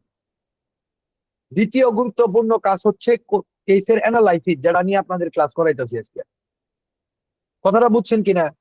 এবং এই কাজ, এই দুইটা ধাপ যদি আপনারা সঠিকভাবে, এই যে আমি বললাম কেস অ্যানালাইসিসের ক্ষেত্রে আপনার কি করতে হবে, এর আগে তো অ্যাকিউট করছি, তখন তো আসলে কেসের মজা আপনারা বুঝেন নাই, ওটা আসলে ওয়ার্ম আপ।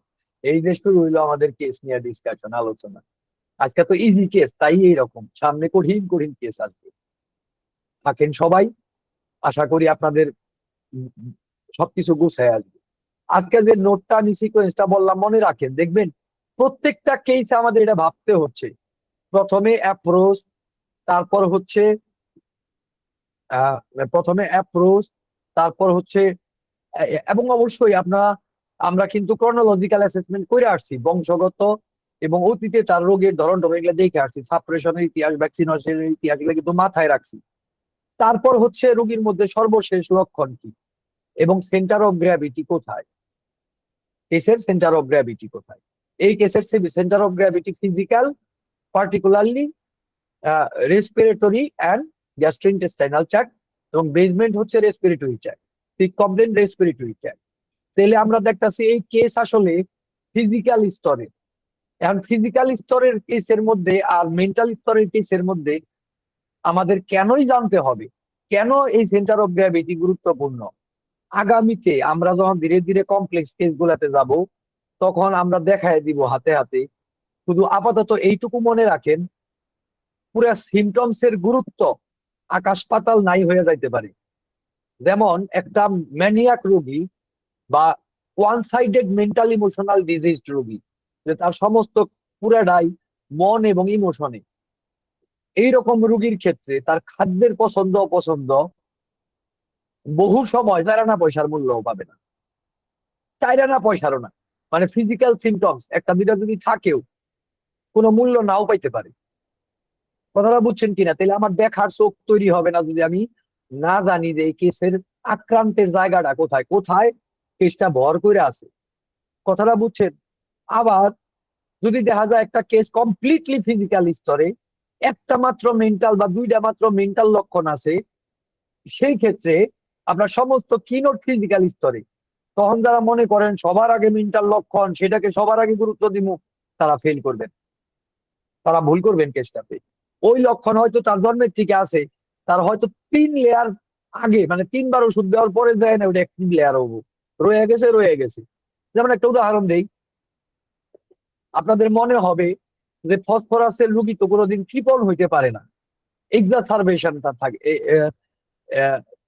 এক্সাগারেশন থাকে, তার খরচ বেশি করে, মায়া দয়া বেশি, কিন্তু সত্যিকার অর্থে আমি কিন্তু কৃপণ ফসফরাস পাইছি আমার জীবনে, কারণ তার কৃপণতা হয়তো লাইকোপোডিয়াম বা এই ধরনের আর্সেনিকাম অ্যালবাম তার জন্মগত ট্রেইটস হয়তো ছিল, কিন্তু ফিজিক্যাল স্তরে সে সম্পূর্ণরূপে মানে তার যখন এফেকশন আইছে, সর্বশেষ লেয়ার আইছে, হেরিং এর ল অনুযায়ী যখন আমি সেন্টার অফ গ্র্যাভিটি দেখতাছি, ভিতর কাছে এরকম কেস বর্ণনা করছেন, আমি পরে কইতাছি। ফিজিক্যাল স্তরে যখন আইতাছি তখন একদম কমপ্লিটলি সমস্ত কিনোট ফসফরাসের। আমি ফসফরাস দেওয়ার পরে হয়তো বাজায় হাজার রুগীরা লাইকোপোডিয়ামে গেছে। আমি কি ব্যাপারটা বুঝাইতে পারছি যে আমরা যদি অত সুপারফিশিয়াল লেয়ার টু লেয়ার সত্যিকারের অ্যাক্টিভ অংশ কোনটা, আমরা তো লেয়ারের পসিবিলিটি, এই যে বলেন না, এই যে শুনেন, এই যে বলেন বর্তমানে কমপ্লেক্স কেস, বহু লেয়ার, তো বাবা করার সময় কন, চিকিৎসা করার সময় এটা কয়বার মাথায় আছে? আর সে লেয়ার দ্বারা আপনি কিভাবে অ্যাসেসমেন্ট করেন? আপনি কি সেই অ্যাসেসমেন্ট লেয়ার অ্যাসেসমেন্ট করতে পারতো ডক্টর বার্নেট এর মতো সাংঘাতিক ভাবে লেয়ার অ্যাসেসমেন্ট অন্য কোনো ডাক্তার আগে পরে কেউ পারে নাই। দেখবেন ওর প্রেসক্রিপশন খুব দ্রুত চেঞ্জ করছে, ধাপে ধাপে ওষুধ দিছে। তার চিকিৎসা আমি এখনো পুরাটা বুঝি না, তবে বহু চিকিৎসা কিছুটা টের পাইছি এবং খুব মারাত্মক, এবং তিনি বেশিরভাগ সময় ফিজিক্যাল স্তরের চিকিৎসাগুলা করতেন। বেশিরভাগ সময় অন্য চিকিৎসাও করছেন, মেন্টাল ইমোশনাল সবই করছেন, কিন্তু ফিজিক্যাল স্তরের রোগী তখন বেশি ছিল, ওগুলা করছেন।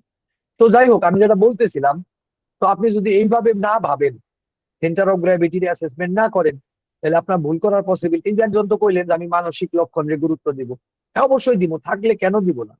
অবশ্যই, আমি কইতাছি না যে আপনি মানসিক লক্ষণ নিবেন না, তা না, কিন্তু সেন্টার অফ গ্র্যাভিটি অনেক সময় আপনার বিভিন্ন ধরন ভাবে, এই যে আপনারা যদি খালি গদ বাঁধা নিয়ম ধরে, যে প্রথমে মানসিক তারপরে শারীরিক, তারপরে প্রথমে মানসিক তারপরে আবেগীয় তারপরে শারীরিক, এইভাবে যদি সরল রৈখিক ভাবে লিনিয়ারলি ভাবেন, মানুষ কিন্তু লিনিয়ার ওয়েতে চলে না, মানুষ কিন্তু 3 ডাইমেনশনাল কমপ্লেক্স। সেখানে কিন্তু এই লিনিয়ার চিন্তা কিন্তু আপনাকে ধরা খাওয়াই দিবে। আমার কথাটা বুঝছেন? আমার ব্যক্তিটাকে বুঝতে হবে। আপনারা যদি খুব ভালো মতো লক্ষ্য করেন এই কেসটাতে, এতক্ষণ পর্যন্ত যে আলোচনা করলাম, যে আমরা এই পর্যন্ত আমরা রুগীটারে কি বুঝছি, যে এমন একজন লোক যার বংশে অ্যাজমা আছে, তার মধ্যে এটার প্রবণতা দেখা দিছে, মাঝখানে দীর্ঘ সময় সে আসলে ভালোই ছিল, 17 বছর বয়স পর্যন্ত মাত্র একটা কমপ্লেক্সিটি, তার গ্রোথে একটু রিটার্ডনেস ছিল, শারীরিক ফিজিক্যাল গ্রোথে একটা রিটার্ডনেস ছিল, যেটা কবিরাজি চিকিৎসায় সলিউশন হয়েছে। একবার টাইফয়েড হয়েছে, এছাড়া তেমন কোনো বড় রোগের ইতিহাস নাই, অপারেশন নাই। আপনি তার স্বাস্থ্যের খুব বেশি খারাপ হইতে পারবেন না, খুব বেশি খারাপ হইতে পারবেন না, আবার একবার টপ ক্লাস স্বাস্থ্য তাও হইতে পারবেন না, কারণ বংশে থেকে প্রবলেম নিয়ে আসছিল, এটা আবার 17 বছর বয়সে ম্যানিফেস্টেশন হয়েছে, তাহলে আমরা এটা বি গ্রেড বলি। তো এইবার বি গ্রেডের এই হেলথটা এখন পর্যন্ত তার ডিজিজটা ভর রাখছে তার শরীরে, এবং তাও আর্লি ম্যানিফেস্টেশন, এবং তাও particularly gastrointestinal respiratory and gastrointestinal affection. এই তো বলেন আমার অ্যাসেসমেন্ট, আমি যে রুগীরে বোঝার চেষ্টা করলাম, রোগী অতীতে কোনো বড় ধরনের কষ্ট দুঃখের ইতিহাসও দেখতেছি না, এবং আমরা যদি একটু ভালো মতো মনোযোগ দিয়ে পড়ি, আমরা রুগীটারে যদি বুঝবার চাই, তাহলে দেখবো যে রুগীটা আসলে বেশি পরিশ্রম করলে প্রবলেম, খাবারের মধ্যে একটু ঝামেলা, কিছু আমরা বৈশিষ্ট্য পাচ্ছি, যে মুখ বেশি ঘামে, 1/2 লিটার পানি খায়, একটু পানি বেশি খায়, গরমে কষ্ট, রাগ হুটহাট উঠে, তারে বোঝাইতে গেলে পরে সে শুনতে চায় না, এবং ডিম পছন্দ না, এটা খুব স্ট্রং, এবং তার চাইতে স্ট্রং হলো দুধ গন্ধ লাগে, লবণ ছাড়া খেতেই পারে না, আরেকটা স্ট্রং ফেচার। এইবার কিন্তু যেহেতু এই কেসটা দেন ভালো করে বুঝে দেন, যেহেতু কেসটা ফিজিক্যাল লেভেলে, কাজেই এই বিষয়গুলা সাংঘাতিক গুরুত্বপূর্ণ। এই একটা কেসে খাবারের পছন্দ অপছন্দ কতটা গুরুত্বপূর্ণ, সেটা 2টা জিনিসে আসলে আমার পার্সোনাল এক্সপিরিয়েন্স হচ্ছে, 2টা জিনিসে ডিটারমাইন করে। ওই খাবারটার সাথে তার রিলেশন, এই যে গন্ধ লাগে, আসলে শরীর নিতে পারে না, তার অর্গানিজম কয় দুধের থেকে দূরে থাক। আমি কেন বললাম যে ডিমের চাইতে তার দুধও পছন্দ, এইভাবে লেখা আছে? লেখা নাই, কিন্তু ডিমের বেলায় করার সময় সে কইছে আমার ডিম পছন্দ না, আর দুধের বেলায় কইছে দুধ গন্ধ লাগে, মানে তার অর্গানিজম খুবই অ্যাডভার্স রিলেশন রাখছে দুধের সাথে। দুধ সে কাছে আসতে দিবে না, খাবো জিবলাই দিব তো দূরের কথা, কাছে আসতে দিবে না, অ্যাডভার্স। কাজেই দুধটা আমরা গুরুত্ব দেব। এবং ফিজিক্যাল স্তরের কমপ্লেইনে এইরকম একটা লক্ষণকে আমরা বাদ দিতে পারি না, হিসাবের থেকে বাদ রাখতে পারি না। বুঝাইতে পারছি কিভাবে আমার কাছে এই কেসের কোন কোন ফিচার্স গুলা গুরুত্বপূর্ণ হবে। আমি যখন একটা কেসে বুঝলাম কিভাবে আমার কাছে পরিষ্কার হয়ে আসতেছে। আপনারা কি ধরতে পারতেছেন ব্যাপারটা? আপনাদের কি হেল্প হচ্ছে? জি স্যার। আপনারা বুঝতে না পারলে আমি 10 ঘন্টা ক্লাস করলেই লাভ কি, তাই না? এই কারণে আমি থাইমা একটু আপনাদের সাথে ইন্টারেক্ট করি। আমি আপনাদের প্রশংসা পাওয়ার জন্য করি না। আমার কথা হইলো আপনার ডাউট নিয়ে এখান থেকে যাবেন না, প্রয়োজনে কোশ্চেন করবেন, বুঝ অন্তত লাগবে। আর আজকে আমি যেটা কইলাম, আজকে হলো পয়লা বিসমিল্লাহ কইলাম ক্রনিক কেসের। এটি যদি মনে রাখতে না পারেন তাইলে তো আপনি কনফিউজড হবেন। আর যদি মনে রাখতে পারেন, আপনি কালকে চেম্বারে দেয় বই সেইভাবে ভাবেন, আপনি দেখবেন আপনার অর্ধেক ক্ল্যারিটি আইসা পড়ছে, আপনি অর্ধেক বুঝা গেছেন, আরে আমার কেস তো গোছায় গেছে। বাহ, মজা তো। এই মজা পাওয়া শুরু করবেন ইনশাল্লাহ। আমি তো মজা পাই। একটা সময় হোমিওপ্যাথি আমার কাছে আসছিল স্ট্রেসফুল জব। তারপরে দেয় নিয়ে এটা হইলো আমার কাছে একটা কৌতূহলের ব্যাপার, যে শিখতে হবে, জানতে হবে। তারপরে একটা সময় যায় নিয়ে এটা হইলো ইন্টারেস্টিং সাবজেক্ট। এখন তো আমি সাংঘাতিক রকম এনজয় করি, এখন আমার কাছে enjoyment. Right, centre of gravity important. Habib সাহেব আগে হাত তুলছেন, প্লিজ।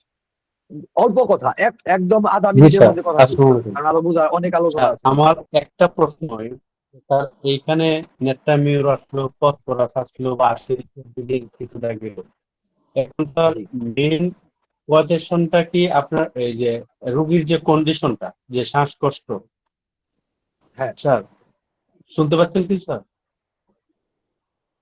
শুনতে পাচ্ছি। জি, শ্বাসকষ্ট, আপনি শ্বাসকষ্ট পর্যন্ত বলছেন।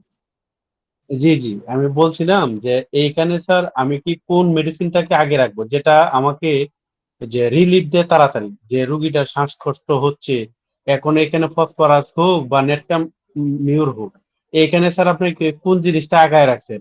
আমার জানা এটা মতে কিন্তু প্রথম কোশ্চেন, এটা কিন্তু দ্বিতীয় কোশ্চেন না, এটা শুরুর কোশ্চেন, যে আমার কেসের অ্যাপ্রোচটা কি, তার উত্তর হইলো এটা। যেমন ধরেন আপনি যদি অ্যাকিউট আসেন, তাহলে আপনাকে অবশ্যই শর্ট একটা প্রেসক্রিপশন করতে হবে। আপনার যদি chronic acute exacerbation of chronic disease হয়, যে রোগীর আসলে ক্রনিক প্রবলেম কিন্তু এটা সিভিয়ারলি অ্যাকিউট দেখা দিচ্ছে, সেখানে আপনার প্যালিয়েশনের চিন্তা আসতে পারে। কোন রুগীরে ভালো করা যাবে না সিদ্ধান্ত আসলেন যে এই রাইফসে আসলে বি গ্রেডের হেলথ, প্যালিয়েশনই দিতে হবে, তারে আপনি আরাম দেওয়ার জন্য চিকিৎসা করতে পারেন। কিন্তু আপনি যখন প্রপার ওয়েতে ট্রিটমেন্ট করবেন, তখন কি প্যালিয়েশন বা রিলিফের চিন্তা রাখবেন? তখন তো আরোগ্যের চিন্তা, কিওরের চিন্তা, তাই না? অ্যাপ্রোচ আপনাকে এই অ্যান্সারটা শুরুতেই দিছে। কিন্তু আপনি দেখছেন এই কেসটা অ্যাকিউট না, chronic acute exacerbation of chronic disease না, এটা সাব অ্যাকিউটও না। তার মানে কি, একটা general and standard chronic disease. তো কাজে এটার মধ্যে কিওর স্যার, আপনি আর কি চিন্তা করবেন? হাবিব ভাই, বুঝতে পারছেন? জি স্যার, জি ওই যে রিপোর্টটা দেখে প্রথমে যে কোশ্চেন চারটা করা, যে আমার এই কেসটা কিসের কেস, প্রথম কোশ্চেন ওইখানে কিন্তু এটা সমাধান, ওইটা মনে বুঝছিলেন না, এই কারণে যাই হোক, ভালো করছেন, আপনি উল্লেখ করছেন, পরিষ্কার। আচ্ছা, এবার 2 নম্বরে আকবর ভাই হাত তুলছেন, প্লিজ। আসসালামু আলাইকুম। ওয়ালাইকুম স্যার, আসসালাম। স্যার আপনার এন্ট্রি পয়েন্ট হিসেবে তাহলে মেডিসিন আসে সালফার স্যার। ঠিক আছে, আমরা দেখি কি আসে, আমরা তো মেডিসিনে যাই না।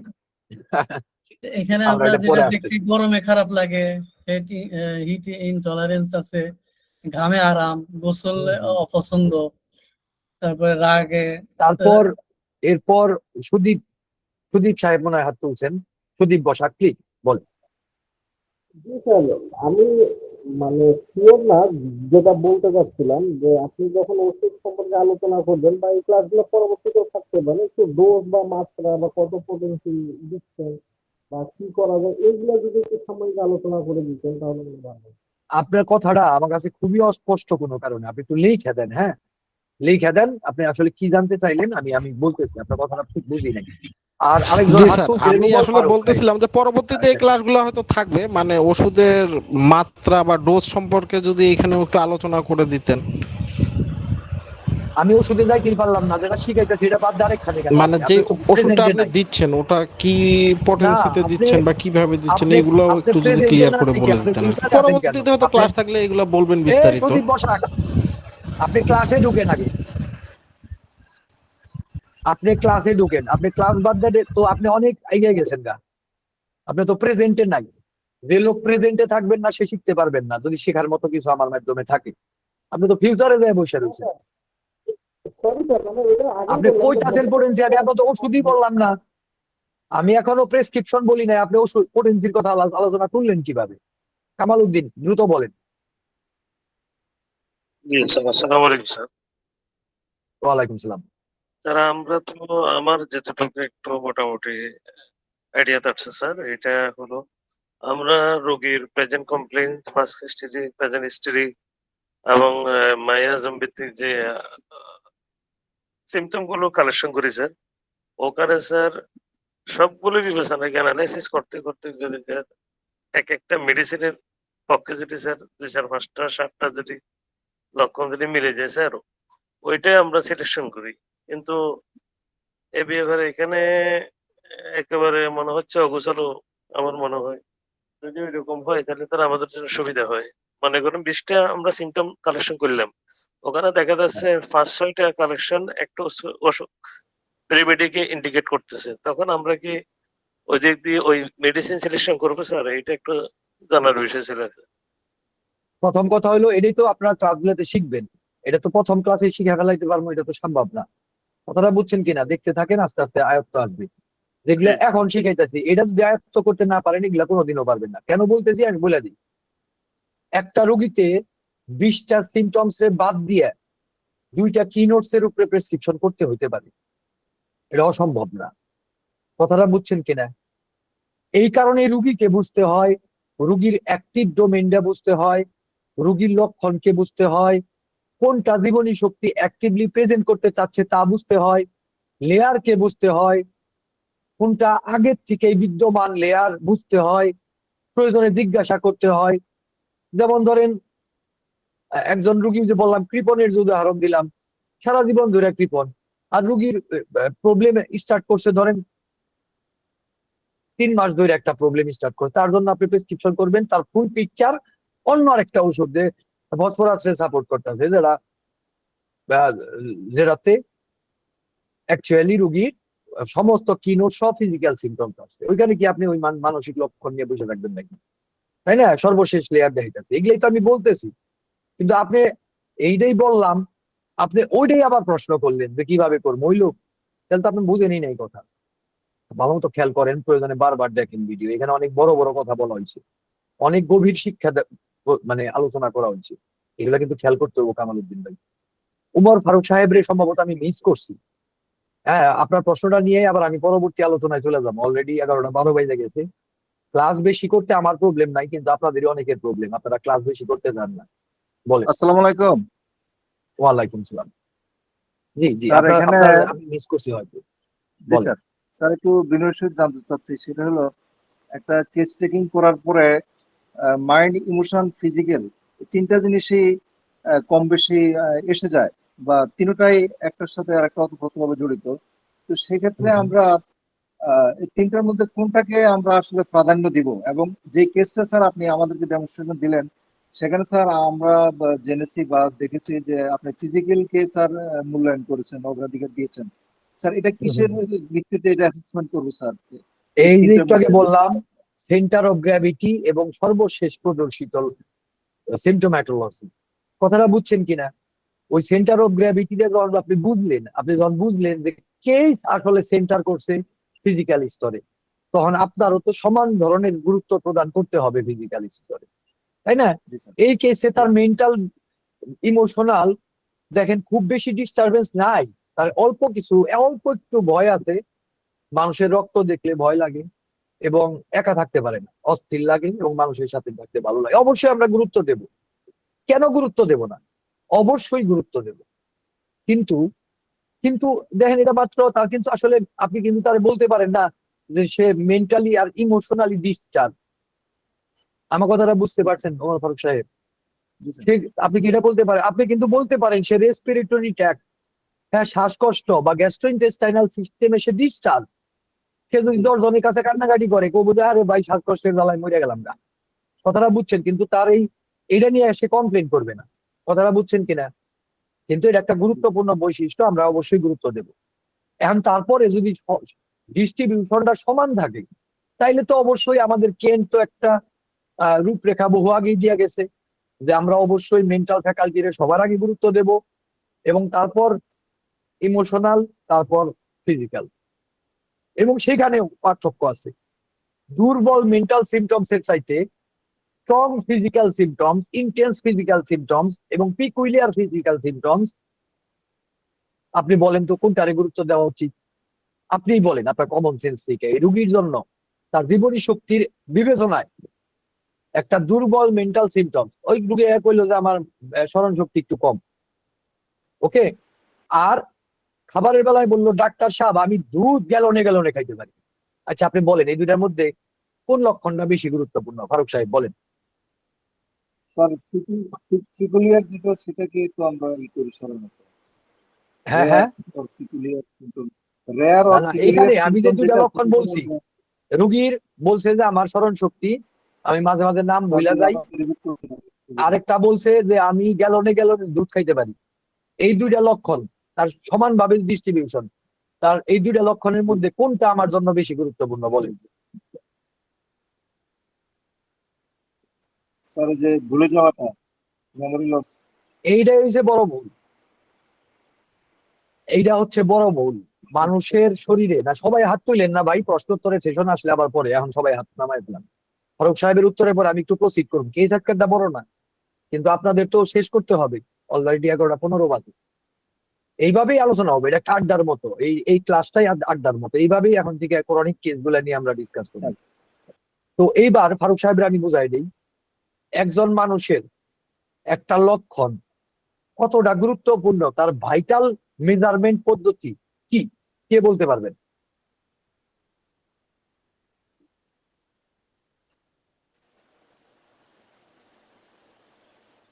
তার ভাইটাল মেজারমেন্ট পদ্ধতি হচ্ছে, স্যার যেটা আনকমন, স্যার যেটা আনকমন হবে, স্যার যেটা আনকমন হবে সেটাকে আমরা মূল্যায়ন করবো আর কি, আনকমন যে লক্ষণটা। ভাইটাল মেজারমেন্ট পদ্ধতি হচ্ছে, সবাই হাত নামায় ফেলান, পরে আবার বললে তখন হাত তুলবেন। প্রদীপ বসাক এবং ওমর ফারুক সাহেব দুজনই নামান। ভাইটাল মেজারমেন্ট পদ্ধতি হচ্ছে একটা সিমটমস রোগীকে কতটুকু রেস্ট্রিক্ট করে, তার অভিযোজন ক্ষমতার মধ্যে কতটুকু প্রবলেমারাইজ করে, তার স্বাভাবিক স্বাধীন জীবনের মধ্যে কতটুকু হস্তক্ষেপ করে।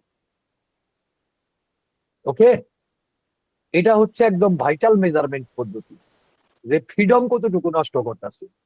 একটা উদাহরণ দিয়ে বোঝাই, জিনিসটা বুঝবেন। ধরেন একজন ব্যক্তির খুব হালকা মাত্রার সিওপিডি আছে। সিওপিডিটা কি? Chronic obstructive pulmonary disease. তার বয়স হলো 60 বছর বয়সে খুব হালকা মাত্রার সিওপিডি, এটা কিন্তু খুব বেশি আনন্যাচারাল না, কিন্তু রোগটা কোথায়? রেসপিরেটরি ট্র্যাকে, খুব গুরুত্বপূর্ণ ভাইটাল অর্গানে। আর আছে কি? তার অস্টিও আর্থ্রাইটিস আছে রোগীটার, সে তার হাঁটাচলা করতে পারে না, সিঁড়ি বাইতে পারে না, এই কারণে নিচতলায় বাসা নিয়ে সবসময় বাসায় থাকে। আচ্ছা বলেন, এই রুগীটার কোন প্রবলেমটা? একটা তো খুবই সুপারফিশিয়াল রিজিয়নে হয়েছে, মাস্কুলো স্কেলেটাল সিস্টেমে, তাই না? তার হাঁটুতে অস্টিও আর্থ্রাইটিস। যদি আমরা হায়ারার্কির দিকে বিবেচনা করি মানুষের, এটা অবশ্যই ভাইটাল অর্গান না, এটা হাঁটু। কিন্তু এই রোগীর বেলায় কোন রোগটা বেশি গুরুত্বপূর্ণ, বা আমরা যদি প্রায়োরিটি দেই, গুরুত্বের অগ্রাধিকার অনুযায়ী সাজাই, তাহলে কোনটাকে আমাদের অগ্রাধিকার দিতে হবে? হাঁটু, অ্যাবসলিউটলি। আপনারা সায়েন্স অফ হোমিওপ্যাথি সামনের ক্লাসে আসার আগে অন্তত পক্ষে সায়েন্স অফ হোমিওপ্যাথি, এটা সঞ্জয় দা আছেন, আপনি দেখে কয়েকটা চ্যাপ্টার বলে দিবেন ওনাদেরকে, হ্যাঁ। এবং এই পড়াটা নিবেন, সায়েন্স অফ হোমিওপ্যাথি, এটা পড়তে হবে এখন আমাদের ক্রনিক কেসের জায়গাটাতে। তো ওই রোগীটার বেলায় ওই হাঁটুটা তার জীবন রেস্ট্রিক্ট করে ফেলছে। এইরকম পিকুলিয়ার সিমটমস বা খুব remarkable, seriously related to human system, যে লোক কয় আমি গ্যালন গ্যালন দুধ খাইতে পারি, তার মানে তার শরীর সিরিয়াসলি দুধ চাচ্ছে, তার একটা ভাইটাল ডেফিসিয়েন্সি আছে খুব বড় ধরনের, না হলে পরে শরীর এরকম অস্বাভাবিক গ্যালন গ্যালন দুধের কথা বলতে পারে না। কিন্তু এই রোগী কিন্তু আছে, রাষ্ট্রক টিউবারকুলিনাম এইভাবে দুধ খায়। এখন কথা হচ্ছে যে এইভাবে আমাদের সিমটমস কে রুগীর সাপেক্ষে, রুগীর জীবনী শক্তি, রুগীর ভাইটালিটি, রুগীর মধ্যে এক্সপ্রেশন, ম্যানিফেস্টেশন, রুগীর প্রয়োজন, এগুলার সাপেক্ষে এবং রুগীর কিসেতে সীমাবদ্ধ হচ্ছে, কিসে হচ্ছে না, এই সমস্ত কিছু মিলে আমাদেরকে ভাবতে হবে। সরল রৈখিক লিনিয়ারলি যদি ভাবেন যে আগে মন তারপরে শরীর, সারা জীবন কনফিউজ হবেন। কথাটা বুঝছেন কিনা? এই রুগীর বেলায়ও মানসিক লক্ষণের বৈশিষ্ট্য বিবেচনা করা হয়েছে। যদি তা বিবেচনা না করতাম তাহলে এই কেসটাতে আমিও ন্যাট্রামিউর প্রেসক্রিপশন করতাম এবং ভুল প্রেসক্রিপশন করতাম। ন্যাট্রামের একটা লেয়ার তার মধ্যে থাকতে পারে, কিন্তু এটা ন্যাট্রামের রুগী না। কেন বলতেছি রুগী না, তারপরের অংশ দেখলে আপনারা বুঝতে পারবেন। আসেন এইবার শুনেন, অনেকেই যারা মনে করেন রেপার্টরি গুরুত্বপূর্ণ নয়, এই ধারণাটা মাথার থেকে বাদ দেন। রেপার্টরি অত্যন্ত গুরুত্বপূর্ণ, বিশেষ করে আমরা এই কেসটা দেখলে পরে, এবং এই কেসের একটা ফিচার আমি আপনাদের আজকে দেখাইতে চাইছি। দেখি এটা তো আবার একবার বাইরে এলে অনেক সময় ঢুকতে প্রবলেম হয়, এই কারণে একটা টেনশন।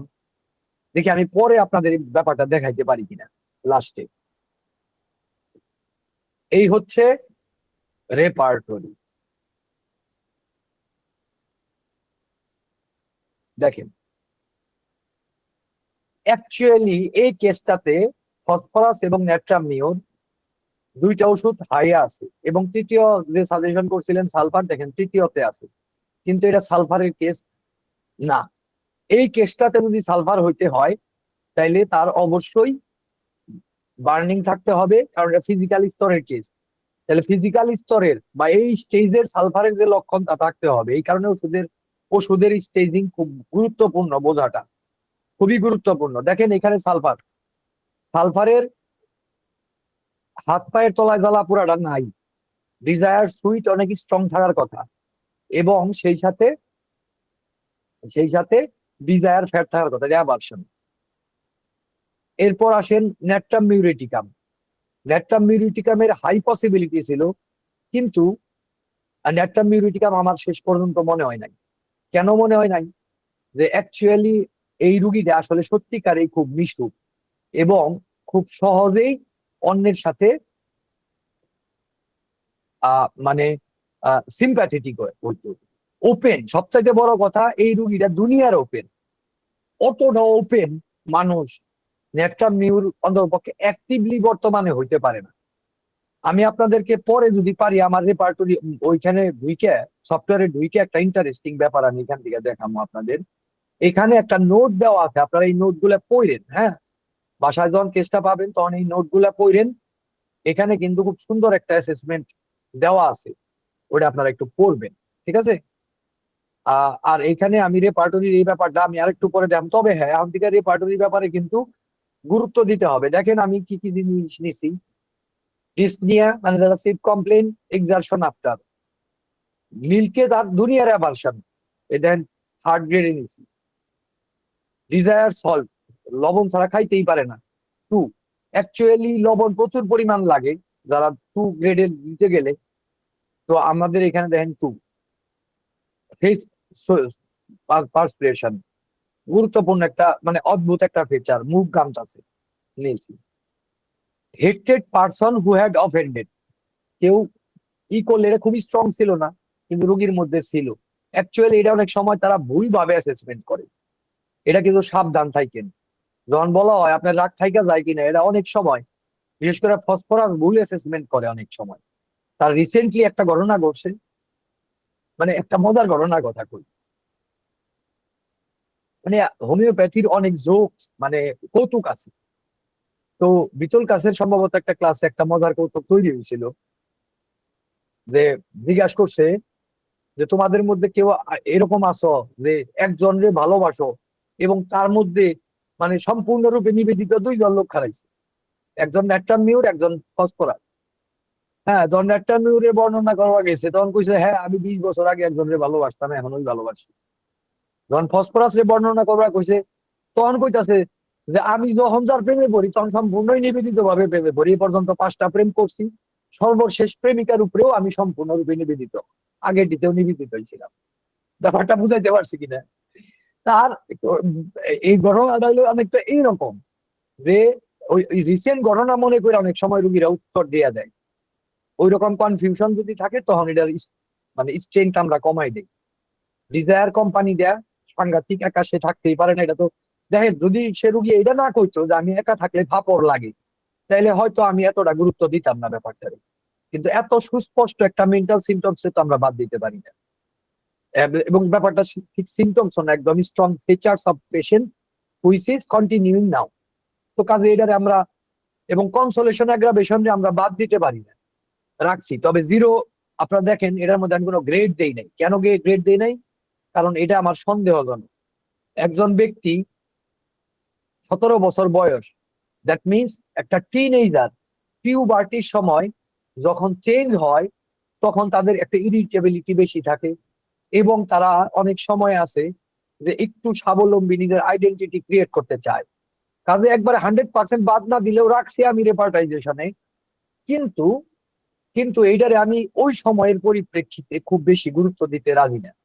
কনসোলেশন অ্যাগ্রাভেশন এটা না অনেক সময় ভুল করে রোগীরা, বলতে যায় এই যে আমার এখানে তপন দা কেস লেখে, সে হয়তো অনেক সময় জিজ্ঞাসা মানে কোনো সময় জিজ্ঞাসা করে না, কিন্তু সে যদি লক্ষ্য করে তাহলে দেখবে যে সে যদি 10টা কেসে কনসোলেশন অ্যাগ্রাভেশন লেখে, আমি 2টা কেসে এটা ব্যবহার করি, অন্য সময় ব্যবহার করি না। অনেক সময় কোশ্চেন করে জিনিসটারে শর্ট আউট করে বের করে দিই।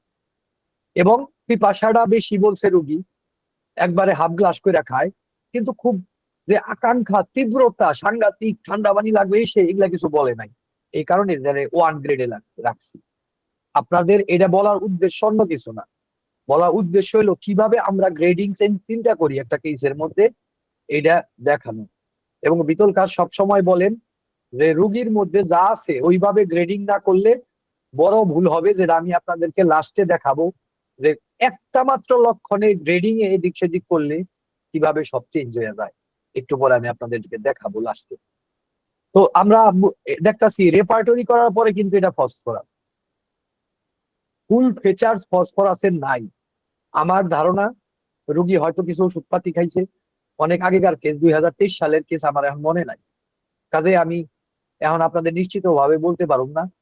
ফসফরাসের যে টিপিক্যাল ফিচার্স থাকে এই কেসে এটা নাই, টিপিক্যাল ফিচার্স। আবার ন্যাট্রামের যে টিপিক্যাল ফিচার্স থাকবে তাও নাই। খেয়াল করে দেখেন, এই সমস্ত ক্ষেত্রে আমরা একবার চিন্তা করি কম্বিনেশন রেমেডি, যেমন এই ক্ষেত্রে ন্যাট্রাম ফস একবার হইলেও মাথায় আসছে। কিন্তু ন্যাট্রাম ফস যদি আমি এখানে প্রেসক্রিপশন করতে চাই, মিনিমাম মানে 3টা হলো আদর্শ, 3টা ন্যাট্রাম ফসের কিনোট থাকা, এরকম দুর্ভিক্ষজনক কেস অন্তত পক্ষে 2টা কিনোট থাকতে হবে। তারপরে আমি চিন্তা শুরু করতে পারি যে ন্যাট্রাম ফস কিনা। 2টা কিনোট নাই, ন্যাট্রাম ফসের কিনোট এই কেসটাতে নাই। ন্যাট্রাম সালফ, ন্যাট্রাম মিউর, মানে ন্যাট্রাম মিউর চিন্তাতে আসছে এবং মনে করি হয়তো ট্রিটমেন্ট করতে থাকলে পরবর্তীতে একটা লেয়ার পাওয়া গেলেও যাইতে পারে, কিন্তু ন্যাট্রাম সালফের কোনো যুক্তি এই কেসে নাই, ন্যাট্রাম সালফের কোনো ফিচার্সই নাই। আপনারা মেডোরিনাম টেডোরিনাম কইছেন, এগুলা তো হোমিওপ্যাথিক প্রিন্সিপালস অনুযায়ী সম্পূর্ণ অযৌক্তিক। আপনি সাইকোটিক একটা মায়াজম আছে, এই ভাই আপনি দিয়া দিবেন, মেডোরিনামের সারানা পয়সার লক্ষণ নাই। আপনি দেখেন তো বড় তালিকার মধ্যে মেডোরিনাম কোনো জায়গায় আছে কিনা, কোনো রকমের সাপোর্ট নাই মেডোরিনামের। আপনি মেডোরিনাম দিলে পরে কেসটা কনফিউজড হবো, পরে চিকিৎসা করবা গেলে পরে আপনি লক্ষণ গুলো উল্টাপাল্টা দেখবেন, আপনি বুঝবেন না যে কেন হচ্ছে কি সমস্যা। একটা কেসে কোন একটা লক্ষণ না থাকা কখনো কোন একটা ওষুধের অযোগ্যতা নির্ধারণ করে না। হ্যাঁ, ফসফরাসের আইসক্রিমের পছন্দ হবে, সেই রুগীর নাই, তাতে কি আসে যায়? কিচ্ছু আসে যায় না। এই কেসটাই ভাবে তৈরি হয় নাই, তার শরীরের গঠনটা এইভাবে নয়। যে রুগী তার জীবনের থেকে অ্যাজমা ট্রেট নিয়ে আইছে, তার মধ্যে desire for ice cream and desire cold drinks, এই দুইটা গ্রো নাও করতে পারে। তার অর্গানিজম এর আগের থেকেই, আমাদের শরীরের যে সিস্টেম, এই সিস্টেম আগের থেকে এই দুটারে বার্ট করে রাখতে পারে। তবে এইগুলা নিয়ে এত বেশি ভাবার দরকার নাই। যেটা ভাবার দরকার তা হইলো এগুলা না থাকা ফসফরাসের অযোগ্যতা নির্দেশ করে না। এবং এই সিদ্ধান্ত আমরা বাস্তবে, এটা কিন্তু বাস্তব কেস, এমন না যে আমি বানায় বানায় নিয়ে এসেছি, তা না। কাজে আপনারা এইটার থেকে আমরা তার প্রমাণ পাবো, বাস্তব কেজের সাইতে প্রমাণ। আমি কিন্তু এই যে নোটস রাখছিলাম, ঠিক আমি দিয়ে দিব আপনাদেরকে, দেন আমার হিসাবটা দেখেন। এই কটা জিনিস নিয়ে আমি নিজে মনে মনে ভাবছিলাম যে ন্যাট্রাম মিউর ক্যালকেরিয়া আছে। আচ্ছা, তো দেখা যায় আমার ব্লুটুথের ব্যাটারি লো হয়ে গেছে। আচ্ছা দেখেন, আরে এই নতুন বাসায় আইছি না। তো যাই হোক, 23 সালে আমার প্রেসক্রিপশন ফসফরাস 5টা ডোজ থার্ড ইভিনিং করে দিছি, একবার প্রদান করছি। এবং তারপর পেশেন্টের 31/12/2023, তারপর রুগী আসছে 7/12/2025, ঠিক 2 বছর পর, এই একটা প্রেসক্রিপশনের পরে। এবং রুগী ওই সব দীর্ঘ সময় ভালো ছিলেন, মানে তার কোনো কমপ্লেইন ছিল না। তাইলে কি আমরা আচ্ছা, আপনারা কি আমার কথা শুনতে পাচ্ছেন এখন? স্যার মাঝে মাঝে কেটে কেটে আসছে স্যার। গেছে তো, কারণ একটু খালি মুখে বলতো আমি ফ্যানটা বন্ধ করে দিতেছি, তারপরে বসতেছি। হ্যাঁ, আপনারা একটু লাইটে থাকেন, ফ্যানটা বন্ধ করে দিলে আপনারা শুনতে ভালো শোনা যাবো, আমার এখন ফ্যান লাগবে না।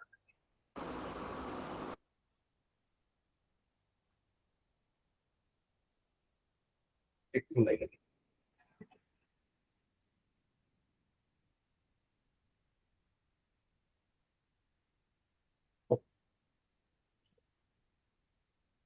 ক্লাসে মনোযোগী আছিল আপনাদের ফার্স্ট ব্যাচ, সঞ্জয় দাদের ব্যাচটা, এবং তারা কিন্তু এটা বেনিফিটটাও পাইছে। তারা যেরকম অফলাইনের জন্য পাগল ছিল, এই কয় বছরে সঞ্জয় দা যে কয়বার বলছে যে অফলাইনের ব্যবস্থা করেন, আমি অ্যাপ্রিসিয়েট করছি। কারণ তিনি আসলে সামনাসামনি প্রশংসা করতে হয় না, এটা আসলে ঠিক না। তারপরেও আমি বলি, শিক্ষার ব্যাপারে উনি যে পরিমাণ সিরিয়াস, সঞ্জয় দা আপনাদের শিক্ষক, মানে এটা আসলে ইমপ্রেশনেবল। অনেক চিন্তা করেন উনি, ওনার অ্যাসেসমেন্ট আমাকে খুবই ভালো লাগে। এবং এই কারণে অফলাইনের গুরুত্বটা সম্বন্ধে লাস্টে একটু কথা বলবেন, যে কয়জন আছেন শুনবেন 5-10 মিনিট। আমি আমার প্রায় শেষ, আমি ইনশাল্লাহ আপনাদেরকে খালি আমি দেখাবো। ইন্টারেস্টিং ব্যাপার আছে আসলে, একটা কেস যত ছোটই হোক বললে অনেক কথা বলা যায়। এরপরে 2 বছর পরে রুগী এসে বলতেছি কি আমি ভালো ছিলাম, হ্যাঁ, কিন্তু তার আবার শ্বাসকষ্ট। কিন্তু এবার খেয়াল করেন একটা জিনিস, এবার তার কিন্তু রেসপিরেটরি প্রবলেমের সাইতে, মানে তার প্রথম কমপ্লেন হলো নাক বন্ধ হয়ে থাকে। এটা কি বোঝায়? কে বলতে পারবেন কি বোঝায়?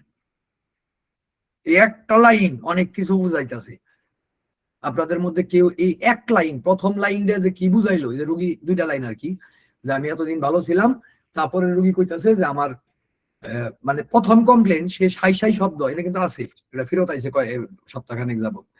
এইটা না কইয়া রুগী কইতাছে কি শ্বাসকষ্ট, কিন্তু এটা আমি ব্র্যাকেটে লিখে রাখছি, নেজাল অবস্ট্রাকশন, নাক বন্ধ হয়ে গেছে। আগে হয়তো বুক বন্ধ, বুকের মধ্যেই ফিল করতো, এবার কিন্তু নাকের মধ্যে বেশি ফিল করতেছে। ওয়াটার এক্সেস, এত সুপারফিশিয়াল চিন্তা করলে হয়? আগে ভাবেন যে একজন রোগী 2 বছর পর একটা ওষুধের পরে আবার যখন তার রিল্যাপস করছে, এটা কিন্তু রিল্যাপস, রোগী সম্পূর্ণ সুস্থ হয় নাই, রিল্যাপস করছে, তখন তার, হ্যাঁ শাফিউর রহমান, তখন তার রেসপিরেটরি ট্র্যাক এফেক্টেড হইছে, রিল্যাপস শুরু হইছে। কিন্তু আগে আইছে হইলো আপার রেসপিরেটরি ট্র্যাকে, লোয়ার রেসপিরেটরি ট্র্যাকে নয়, লোয়ার রেসপিরেটরি ট্র্যাকে নয়, আপার রেসপিরেটরি ট্র্যাকে। দ্যাট মিনস রোগী এতদিন সত্যি ভালো ছিল। একটা রোগী কইলো ভালো আছিলাম, আমি যদি লক্ষণ থেকে হ্যাঁ রাইট অ্যাবসলিউটলি সুপারফিশিয়াল রিজিয়নে আগে এফেকশন আইছে, তার মানে ভাইটাল ফোর্স এখন আরো, মানে রোগীর জন্য ভাইটাল নয়, দূরবর্তী অঞ্চলে রোগটারে পাঠানোর একটু হইলেও শক্তি অর্জন করছে। বুঝাইতে পারছি ব্যাপারটা? এটা খুবই গুরুত্বপূর্ণ, দেখতে তো খুবই হালকা। এই যে আমি মাঝে মাঝে বলি যে প্রত্যেকটা লক্ষণেরই অর্থ আছে, কোনো কিছুরে হালকা ভাবে নিবেন না। এটা আপনার রেপার্টরিতে কোনো হেল্প করবো না, কিন্তু এটা আপনার বইলা দিছে যে আমার রোগী আগেকার চাইতে বেটার। আমরা দেখি অন্যান্য লক্ষণ দিয়ে রোগী বেটার কিনা। তো এখনো সে দৌড় দিলে, পরিশ্রমে কাজ করলে, বদ্ধ করে। এবার কিন্তু অনেক কথা কইছে যে অনেকগুলা প্রবলেম, জোরে হাঁটলে কষ্ট বাড়ে। আচ্ছা আমারে বলেন তো, এই যে অনেকগুলা কথা বললো, তাহলে কি আমরা বলতে পারি যে রোগী আগের চাইতে আরো খারাপ হয়েছে? কে বলতে পারবেন এটা? দ্রুত এই অ্যাসেসমেন্ট গুলো আপনাদের শিখতে হবে, এই কারণে এখানে থামতে হচ্ছে রাইত হয়ে গেলেও।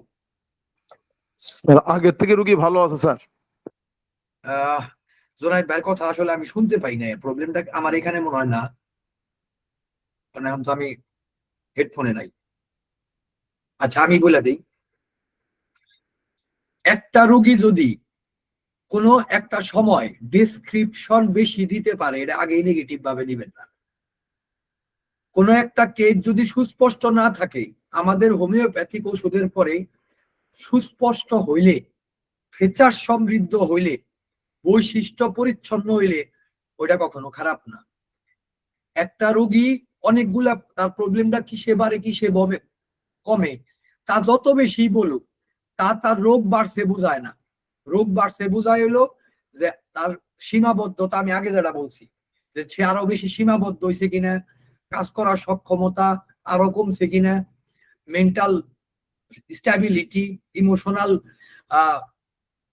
ইমোশনাল সিরিন ভাব বা কামনেস, এগুলা খারাপ হয়েছে কিনা, এগুলার উপরে ডিপেন্ড করে, তাই না? একটা লক্ষণ রোগী যদি বেশি বলতে পারে, এটা অ্যাকচুয়ালি বুঝায় কেসটা আগেকার চাইতে সুস্পষ্ট। তো আমরা যদি ফসফরাস প্রপার্টি প্রেসক্রিপশন হয়ে থাকে, তাহলে আমরা এইটাই প্রত্যাশা করবো যে কেসটা আরো বেশি রোগী ডিসক্রিপশন দিতে পারবো। আপনারা দেখবেন ইন্টারেস্টিং ব্যাপার, এই কেসের ফার্স্ট প্রেসক্রিপশনের চাইতে, মানে প্রথম কেসের চাইতে এই অংশ কিন্তু দীর্ঘ এবং অনেক বেশি বৈশিষ্ট্য। খেয়াল করেন, শুধু নাক দিয়ে নিঃশ্বাস নিয়ে স্বস্তি পায় না। আরেকটা বড় কথা, প্রাণ ভরে, মানে এইবার কি নাকের ডাইভ কিন্তু এখন বড় প্রবলেম, এতগুলা ফেসার্স করেছে নাক নিয়ে, কিন্তু প্রাণ ভরে নিঃশ্বাস নিতে পারে না। তার মানে respiratory track, lower respiratory track affected হচ্ছে, রিল্যাক্সিং হচ্ছে।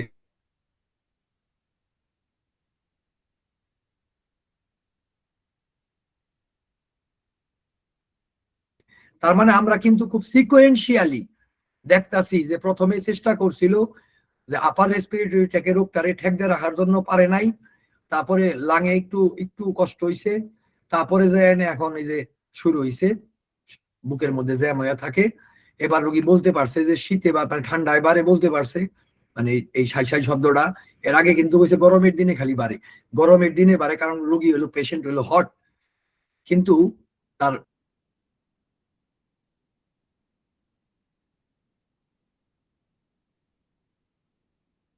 শুয়ে থাকলে ভালো লাগে, চুপচাপ শুয়ে থাকলে ভালো লাগে, এটা নয় বুঝলাম, কিন্তু এটা কিন্তু নতুন তথ্য, এটা কিন্তু আগে বলে নাই। আমরা তো বানায় লিখতে পারি না, খোলা হাওয়া বাতাস, মানে খোলা জায়গায় থাকলে তার ভালো লাগে।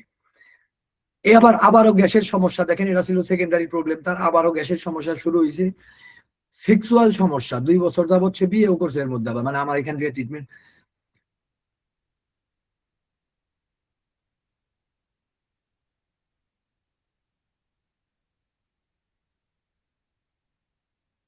খারাপের দিকে যাচ্ছে, মানে তার এই সিস্টেমটা এখন এফেক্টেড। বিশেষ করে আর সঙ্গমের পর, মানে সেক্সের পরে অনেক দুর্বল লাগে শরীর, এটা খুবই স্ট্রং না, কারণ 10-15 মিনিট বিশ্রাম নিলে ঠিক হয়ে যায়। তো অ্যাকচুয়ালি রিল্যাক্সিং টাইমও তো অনেক সময় 10-15 মিনিট হয়। তো রোগী বলছে আমরা বাদ দিতে পারি নাই, কিন্তু যেহেতু সেক্সুয়াল প্রবলেম তার দেখা দিছে, নিছি আমি রেপার্টরিতে, কিন্তু অ্যাকচুয়ালি এটা খুব বেশি গুরুত্বপূর্ণ নাও হইতে পারে, কনফিউজিং। এবং প্রস্রাব পরিষ্কার হয় না, থেকেই যায়, পরবর্তীতে কাপড় নষ্ট হয়, তার মানে তার জেনিটো ইউরিনারি সিস্টেমে গন্ডগোল শুরু হয়েছে, এদের নতুন অ্যাডেড। এবং তারপরে প্রস্রাবের শেষে শরীর ঝাঁকি মারে, পায়খানা পরিষ্কার হয় না, পায়খানা শেষে পিচ্ছিল জাতীয় বের হয়, গ্যাস্ট্রোইন্টেস্টাইনাল সিস্টেমটা এবার অ্যাফেক্টেড। পরিচ্ছন্ন ভাবে, মানে সিমটম সে বলতে পারতেছে। এর আগে খালি কইছিল গ্যাস হয়, পায়খানা পরিষ্কার হয় না, এবার কিন্তু আর একটু বেশি বলতে পারছে। এবং ঘাম প্রচুর, পিঠ বেশি ঘামে, ঘামের পরে শরীর ঠান্ডা হলে তখন ভালো লাগে, এর আগ পর্যন্ত খারাপই লাগে, মানে ঘামে তার খুব একটা আরাম লাগে না। এটার আগেই যে খুব বেশি গুরুত্ব দিবেন মাকসলের গুরুত্ব, মাকসলে খারাপ লাগা হইলো ভয়ানক। এইটুকু শুই নাই, দেখবেন আমি আমার তপনদা 100টা কেসের মধ্যে আমি মাত্র 2টা কেসে হয়তো বা ব্যবহার করতে পারি এটা। কারণ অ্যাকচুয়ালি ঘামলে বহু মানুষের, বিশেষ করে যারা গরম কাতর, তাদের একটু খারাপ লাগতেই পারে। এটা এক ধরনের অস্বস্তি, এটা সিমটমস না। শরীরে একটা এক্সট্রা কাজ করতে হলে আবার ঠান্ডা হইলে ভালো লাগে, এগুলো খুবই ন্যাচারাল হয়ে। কিন্তু যখন কোনো প্যাথোলজি হবো, এই রুগী এমন ভাবে আপনার কাছে বর্ণনা করবো যে ডাক্তার আমার এমন কাম করেন জানি আমার ঘাম না হয়, তখন বুঝতে হবে হাইপার হাইড্রোসিস অথবা তার ঘামের সাথে কোন একটা বাজে অবস্থা আছে। আর নাহলে কবো যে আমি ঘামলে পরে আমার বিছনায় পড়ে যাবে।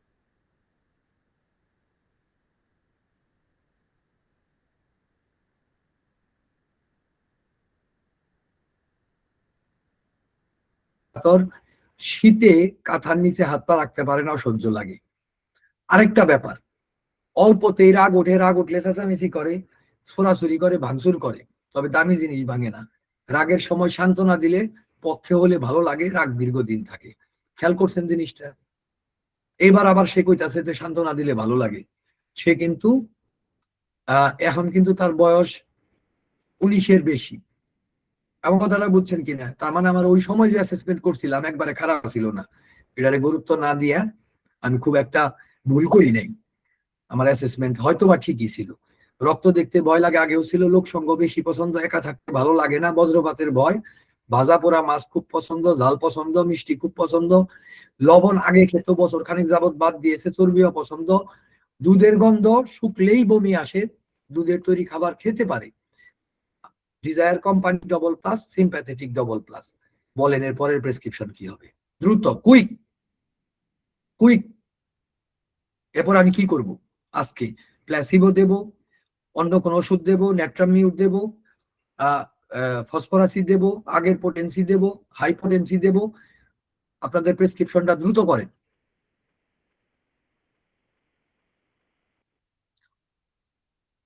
ওকে, অনেকেই মতামত দিচ্ছেন, আরো যদি কেউ দেন আমি বলতে থাকি। অ্যাকচুয়ালি আমি রেপার্টরাইজেশন করছি। কেন করছি রেপার্টাইজেশনটা? কিছু ফিচার্স, মানে প্রথম কথা হইলো, আমার প্রথম সিদ্ধান্ত হইলো কেসটা এখনো আরো সুপারফিশিয়াল ফিজিক্যাল লেভেলে আছে, উইথ এ ক্লিয়ারার পিকচার। কিন্তু এই ক্লিয়ারার পিকচার আমাকে কোথায় নিয়ে যায় আমার দেখার দরকার আছে। প্রথম কথা, কেসটাতে যদি আপনি খুব মনোযোগ দেন, আপনি দেখবেন প্রিভিয়াস সিপ কমপ্লেন সহ আরো ফসফরাসের ফিচারগুলা পরিষ্কার হয়েছে। এখন পরিচ্ছন্নভাবে সে সিম্প্যাথেটিক ডিজায়ার কোম্পানি এখনো আছে। সে লবণ খাওয়া বাদ দিছে, কিন্তু এটা স্বাস্থ্যগত কারণে। বজ্রপাতে ভয়টা এবার আরো পরিচ্ছন্ন, আগের বার তো বলেই নেই। এবং সান্ত্বনায় কমে, এটা আসলে ফসফরাসের এই দিকেই যায়। কিন্তু মুশকিল হইলো সঙ্গমের পর শরীর দুর্বল, রোগী তো বলছে, গুরুত্ব একবার না দিয়া তো থাকা যাবে না। শীতে কাঁথার নিচে হাত পা রাখতে পারে না, অসহ্য লাগে, কিন্তু সে বলে নাই বার্নিং, কিন্তু তার রাখতে পারে না। তার মানে পেরিফেরাল ব্লাড সার্কুলেশনে একটু হলেও ঝামেলা আছে। খোলা হাওয়া বাতাসে থাকলে ভালো লাগে, একটা স্ট্রং ফিচার, বিশেষ করে রেসপিরেটরি ট্র্যাকের কাজে। আমি এনে হিসাব পাতি ছাড়া দুম করে একটা ওষুধ দিয়ে বসতে পারি না, আমি রেপার্টরি করলাম।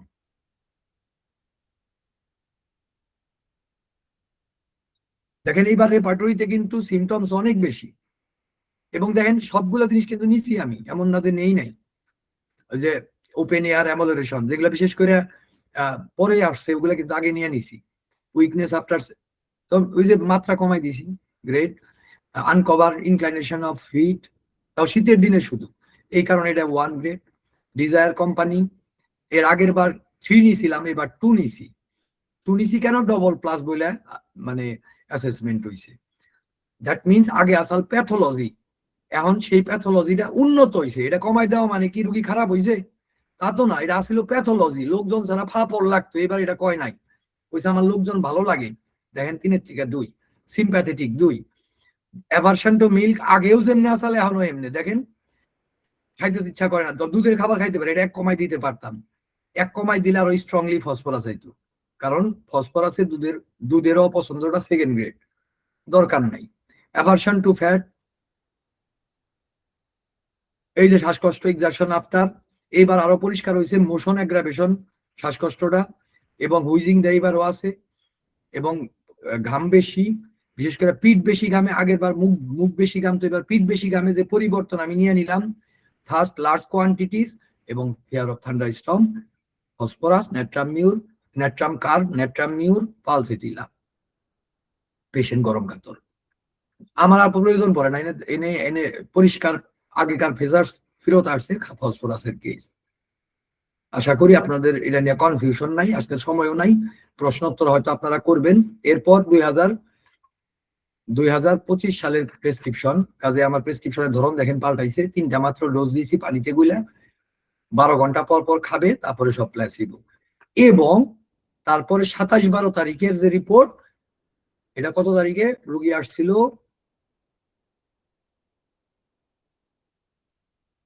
7-12, তার 20 দিন পরে একটা রিপোর্ট দিল। আমি সংক্ষেপে বলি, আমি কেস পাঠাই দিব আপনাদের, পরে বইরা নিয়েন।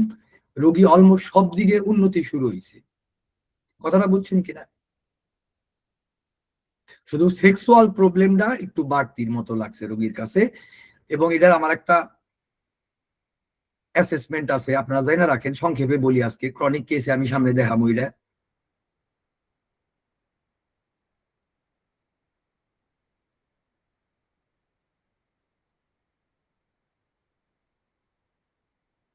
ঘুম বাইরা যায়, অনেকের সেক্সটা কিছুদিনের জন্য ডাউন হয়, খুব সাময়িক সময়ের জন্য, এটা কোনো প্রবলেম না। সব কেসে হবে তা না, কিছু কিছু কেসে হয়। তবে নাক্স বমের কেসে আমি দেখছি রোগী ঘুমাবই, ঘুম বাড়বেই, এবং তার প্রচুর এনার্জি, তার ঘুমের থেকে সে কালেক্ট করে। তো মুদ্রা কথাটি হইলো যে রোগীর উন্নতি এবং এরপর প্লাসিবো। আপনাদের অনেকের কোশ্চেন আসতে পারে যে আমি এখানে কেন প্লাসিবো দেই নাই, 2 বছর সময় পরে আসছে দেখে না, তার জন্য না। এখানে কয়েকটা জিনিস অ্যাসেসমেন্টের আছে। প্রথম অ্যাসেসমেন্টের বিষয় হচ্ছে এই রোগীর সিমটমস পরিষ্কার হয়েছে, দ্যাট মিনস ওষুধের কাজ শেষ, তার ভাইটালিটিও বহু আগেই লক্ষণ প্রদর্শন করা শুরু করছে, আরো ক্লিয়ার ভাবে লক্ষণ প্রদর্শন করার মানেই হচ্ছে আমার একটু হেল্প দরকার, আমাকে হেল্প করো, ক্রনিক লক্ষণ, এটা একা যাবে না। 2 নাম্বার হচ্ছে ফসফরাসের কিছু কিনোট ফিচার্স আমরা দেখতেছি সুস্পষ্ট হয়েছে, বজ্রপাতে ভয়, কিনোট ফিচার্স।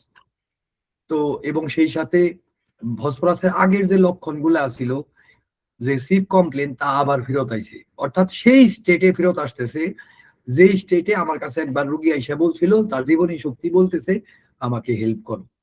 তো কাজেই এই এই এই অনুভূতিটা তো আপনার থাকতে হবে। সেই সাথে 2টা নতুন প্রবলেম আমরা দেখতেছি, তার মানে ভাইটালিটি তার অ্যাকচুয়ালি যা করতেছে তা হইলো তার যেটা হওয়ার কথা ছিল হাঁপানি, সেইটা যতটুকু পারছে সে নাক বন্ধ, সেক্সের প্রবলেম, প্রস্রাবের প্রবলেম, এইগুলাতে ডিস্ট্রিবিউট করে দিছে, কিন্তু সে একা এগুলা সমাধান করতে পারতেছে না। এই 3টা যুক্তি আমাকে বলে এই কেসটাতে আরেকবার প্রেসক্রিপশন করতে হবে, এই কারণে প্রেসক্রিপশন করছে, এই কারণে প্লাসিবো নয়। আমি আশা করি আপনাদেরকে বুঝাইতে পারছি। এবং তারপরে আর তার রোগীর আর কোনো ওষুধের প্রয়োজন পড়ে নাই, রোগী সুস্থ হয়ে গেছে। আমার কেস প্রেজেন্টেশন শেষ, এবার আপনাদের কোশ্চেন এবং এবং এবং সঞ্জয় দার কাছে আপনারা একটু দ্রুত বললে আমরা সঞ্জয় দার কথাগুলো শুনতে পারি, আপনাদের যদি কোনো প্রশ্ন থাকে।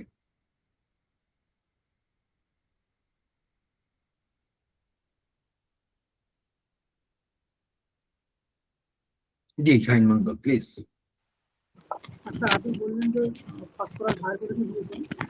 মুশকিল হয়েছে, আমি কারোর শব্দ শুনতেছি না, আমার এখানে একটা ঝামেলা হচ্ছে, আমি কিন্তু আপনার কথা শুনতেছি না। ঠিক আছে না দেখি, আমি সাউন্ড মনে হয় কমানো আছে, আমি একটু বাড়ানো যায় কিনা দেখি। স্যার ওনার শব্দ শোনা যাচ্ছে না স্যার, ওনার শব্দটা কম হচ্ছে, খুব আস্তে শব্দ আসছে, ওনার শব্দই খুব আস্তে শোনা যাচ্ছে।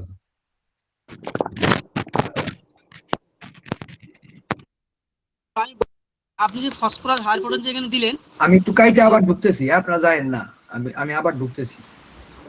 আচ্ছা, সঞ্জয় স্যার, আপনি বলেন, স্যার আসুক, পরে প্রশ্ন নিচ্ছি।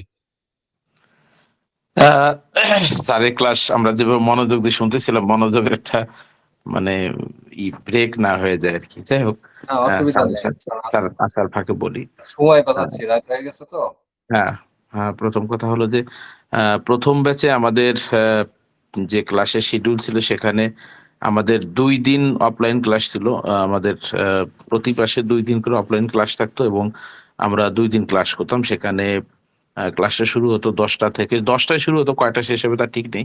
পরের দিন আবার 8টায় শুরু হতো, মোটামুটি 5টার মধ্যে শেষ হতো। এটা হচ্ছে আমাদের ছিল শিডিউলটা ছিল। তো অফলাইন ক্লাসের গুরুত্ব আসলে আপনাদের একটু যদি খুব এক কথায় বলি যে কোনো জিনিস আয়ত্ত করার জন্য আমাদের দেশের সিস্টেমটা একরকম আর ইন্টারন্যাশনাল স্ট্যান্ডার্ডটা আর একরকম। সেটা হলো যে আমরা সবকিছু আয়ত্ত করতে চাই কগনিটিভ ওয়েতে, অর্থাৎ শুনে মানে সেটাকে বুঝতে চাই, কিন্তু আসলে যে জিনিসটা নিয়ে আমি কাজ করব সেটার জন্য একটা অভিজ্ঞতার ভিতর দিয়ে যেতে হয়। যে আমি আসলে আমরা যদি কোনো কিছুতে সফলতা অর্জন করতে হয়, আসলে সেটার সঠিক ওয়েটা হলো যে একটা অভিজ্ঞতার মধ্য দিয়ে যাওয়া।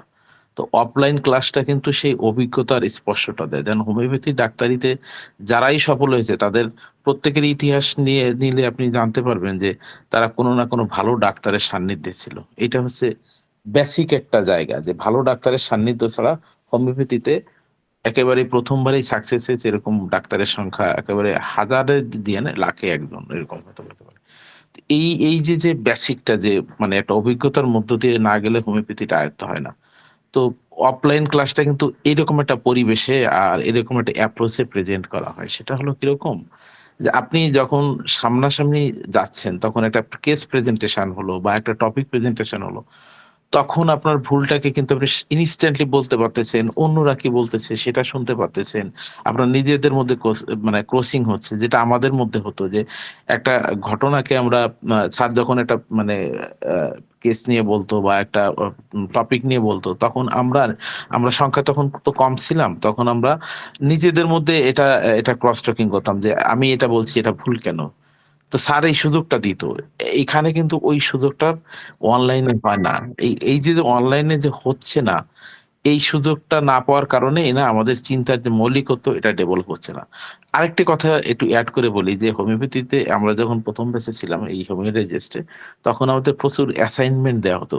তো অ্যাসাইনমেন্টটা তুলে দেওয়ার জন্য আমি এক সময় মত দিয়েছিলাম যে স্যার অ্যাসাইনমেন্টটা আসলে মানে এরা করতে চায় না। আসলে আমি এই মতটা দিয়ে আমি আসলে ভুলই করেছি, পরবর্তীতে আমি বুঝতে পেরেছি। সেটা হলো কি জানেন, যে এই যে আজকে পুরো ক্লাসে আমি দেখলাম যে আমি কিন্তু প্রত্যেকটা উত্তর বুঝতেছিলাম এবং আমি উত্তর দিচ্ছি না কেন, যে আমি যেহেতু টিচার সেই জন্য আমি উত্তর দিচ্ছিলাম না, কিন্তু আমি লিখলে প্রত্যেকটা উত্তর আমার কারেক্ট হতো। এই যে মানে মান্নাদের একটা কথা আছে যে অনেক কথার মনন হলে হৃদয়ে কথা বলে। এই যে অ্যাসাইনমেন্ট কি করে, যে অনেকগুলো বিষয় বিশ্লেষণ করে একটা সিদ্ধান্তের দিকে নিয়ে যায়। মানে সায়েন্সের অ্যাসাইনমেন্ট দিয়ে শেষে বলতে যে আপনাদের একটা কনক্লুশন দিতে হবে, আপনার নিজের একটা কথা বলতে হবে যে এই পরিস্থিতি বা এই অ্যাসাইনমেন্টের আলোকে আপনি কি বুঝলেন। তো আসলে অফলাইন ক্লাসে এরকম একটা সিচুয়েশন তৈরি করা হয় যেখানে আপনাকে একটা সিদ্ধান্ত দিতে হয়। সেটা কখনো এককভাবে, কখনো দলীয়ভাবে, কখনো গ্রুপ ডিসকাশন হয়, কখনো আমরা এরকম হয়েছে যে আমি রুগী হয়েছি, আপনারা 3 জন কেস টেকিং করে সেটার একটা দিতে হবে, মানে মেডিসিন সিলেকশনে দিতে হবে। এই যে আজকে যে অ্যাপ্রোচের বিষয়টা, যে কনিক অ্যাপ্রোচটা হবে, এটা না আমি একদম স্যার বলার সাথে সাথে বুঝে ফেলেছি। এবং সেন্টার অফ গ্র্যাভিটি এই শব্দটা কিভাবে তো করতে আমি কিন্তু বলার সাথে সাথে বুঝতে পেরেছি। যেহেতু আমি টিচার, তো এই জন্য আমি উত্তরগুলো দিচ্ছিলাম না, যে আমি উত্তর দিলে আপনারা উত্তর না দিতে ডিসকারেজ হবেন। এই যে অভিজ্ঞতাটা, এটা কিন্তু অফলাইন ক্লাসে যত বেশি মানে হয়েছে, আমি তো নিজে ডাক্তার না, প্র্যাকটিসও করি না, কিন্তু আমার কাছে কিন্তু উত্তরগুলো কারেক্টলি ছিল। তো অফলাইন ক্লাসে আপনারা যদি অ্যাটেন্ড করেন তাহলে মনে হবে যে অনলাইন 1 মাস করে যা পেলাম অফলাইনের একদিনেতে পেলাম। এটা হচ্ছে আমার পারসেপশন। কারণ অফলাইনের যে ভলিউমটা থাকে, যে অনেক সময় ধরে ক্লাসটা হয়, অনেক ছোট ছোট প্রশ্নে আলোচনা হয়। তারপরে হচ্ছে যে মানে আমাদের ওই সময় কিন্তু এই আমাদের মাহফুজ স্যারের মিসেজ আমাদের নিজে হাতে রান্না করে খাওয়াতো। আমরা 10-12 দিন ছিলাম তো, নিজে হাতে রান্না করে খাওয়াতো। এবং আমার মনে আছে যে আমি বরিশাল থেকে যাইতাম, কাঁথা বালিশ নিয়ে যেতাম, যে আমি ওই জায়গায় ঘুমিয়ে থাকতাম। মানে আমার কাছে এখন মনে হয় যে আসলে আমি তো একটা বড় রকমের স্যাক্রিফাইস করেছি হোমিওপ্যাথির জন্য। সেই জন্য হয়তো হোমিওপ্যাথিক চিন্তাটা আমার ভিতরে মানে ঈশ্বর দিয়ে দিয়েছে যে এই লাইনে তুমি হাঁটো। তো আপনারা যদি অফলাইনে, আমি জাস্ট আপনাদের সিনিয়র হিসেবে একটা অনুরোধ করবো, প্রথমে শিক্ষার্থী হিসেবে জাস্ট একটা অনুরোধ, আপনারা অফলাইন ক্লাসে একটা বার যান। যদিও মনে হবে যে আমি এত টাকা খরচ করে কেন যাব, একবার যাওয়ার পরে আমাদের যেটা হয়েছে যে আমরা অনলাইন ক্লাসে যদিও কখনো কখনো মিস করেছে কেউ, আমি মিস করিনি, কিন্তু অফলাইন ক্লাসে আমরা সবাই অ্যাটেন্ড করতাম। কেন? অফলাইন ক্লাসে টপিকগুলো ইন্টারেস্টিং থাকে, দীর্ঘ আলোচনা হয়, নিজেদের মধ্যে গ্রুপ ডিসকাশন হয় এবং অনেক বেশি প্রশ্ন করার সুযোগ থাকে। এবং স্যার তখন বুঝতে পারে যে কার মুখে কেমন প্রশ্ন, কার মুখের এক্সপ্রেশন কেমন, অনেক বেশি ইন্টারাকশনটা হয়, যেটাকে বলছি যে অভিজ্ঞতা ভিত্তিক শিক্ষণের একটা বেসিক। আপনি যদি শিক্ষণটাকে অভিজ্ঞতার ভিতর দিয়ে নিতে না পারেন, শুধু যদি সায়েন্সের কথা শুনতেছেন আর ভালো লাগতেছে, তাহলে আর যাই হোক আপনার এই ভালো লাগা নিয়েই থাকতে হবে, আপনি ভালো ডাক্তার হইতে পারবেন না। আমি আর বলতে চাচ্ছি না, স্যার যেহেতু ক্লাসে আরো কিছু সময় কন্টিনিউশন করবে, আমি শুধু একটা অনুরোধ করে রাখতে চাই, একটাবার আপনারা একটা আর্থিক লস করেন, এরপরে যদি মনে হয় যে না আমার কথা আপনাদের লস হয়েছে, তার আমরা একটা গালি দিয়ে দিন, কিন্তু আপনারা একবার যান। এটা হচ্ছে আমার অনুরোধ। সবাই ভালো থাকবেন, শুভকামনা।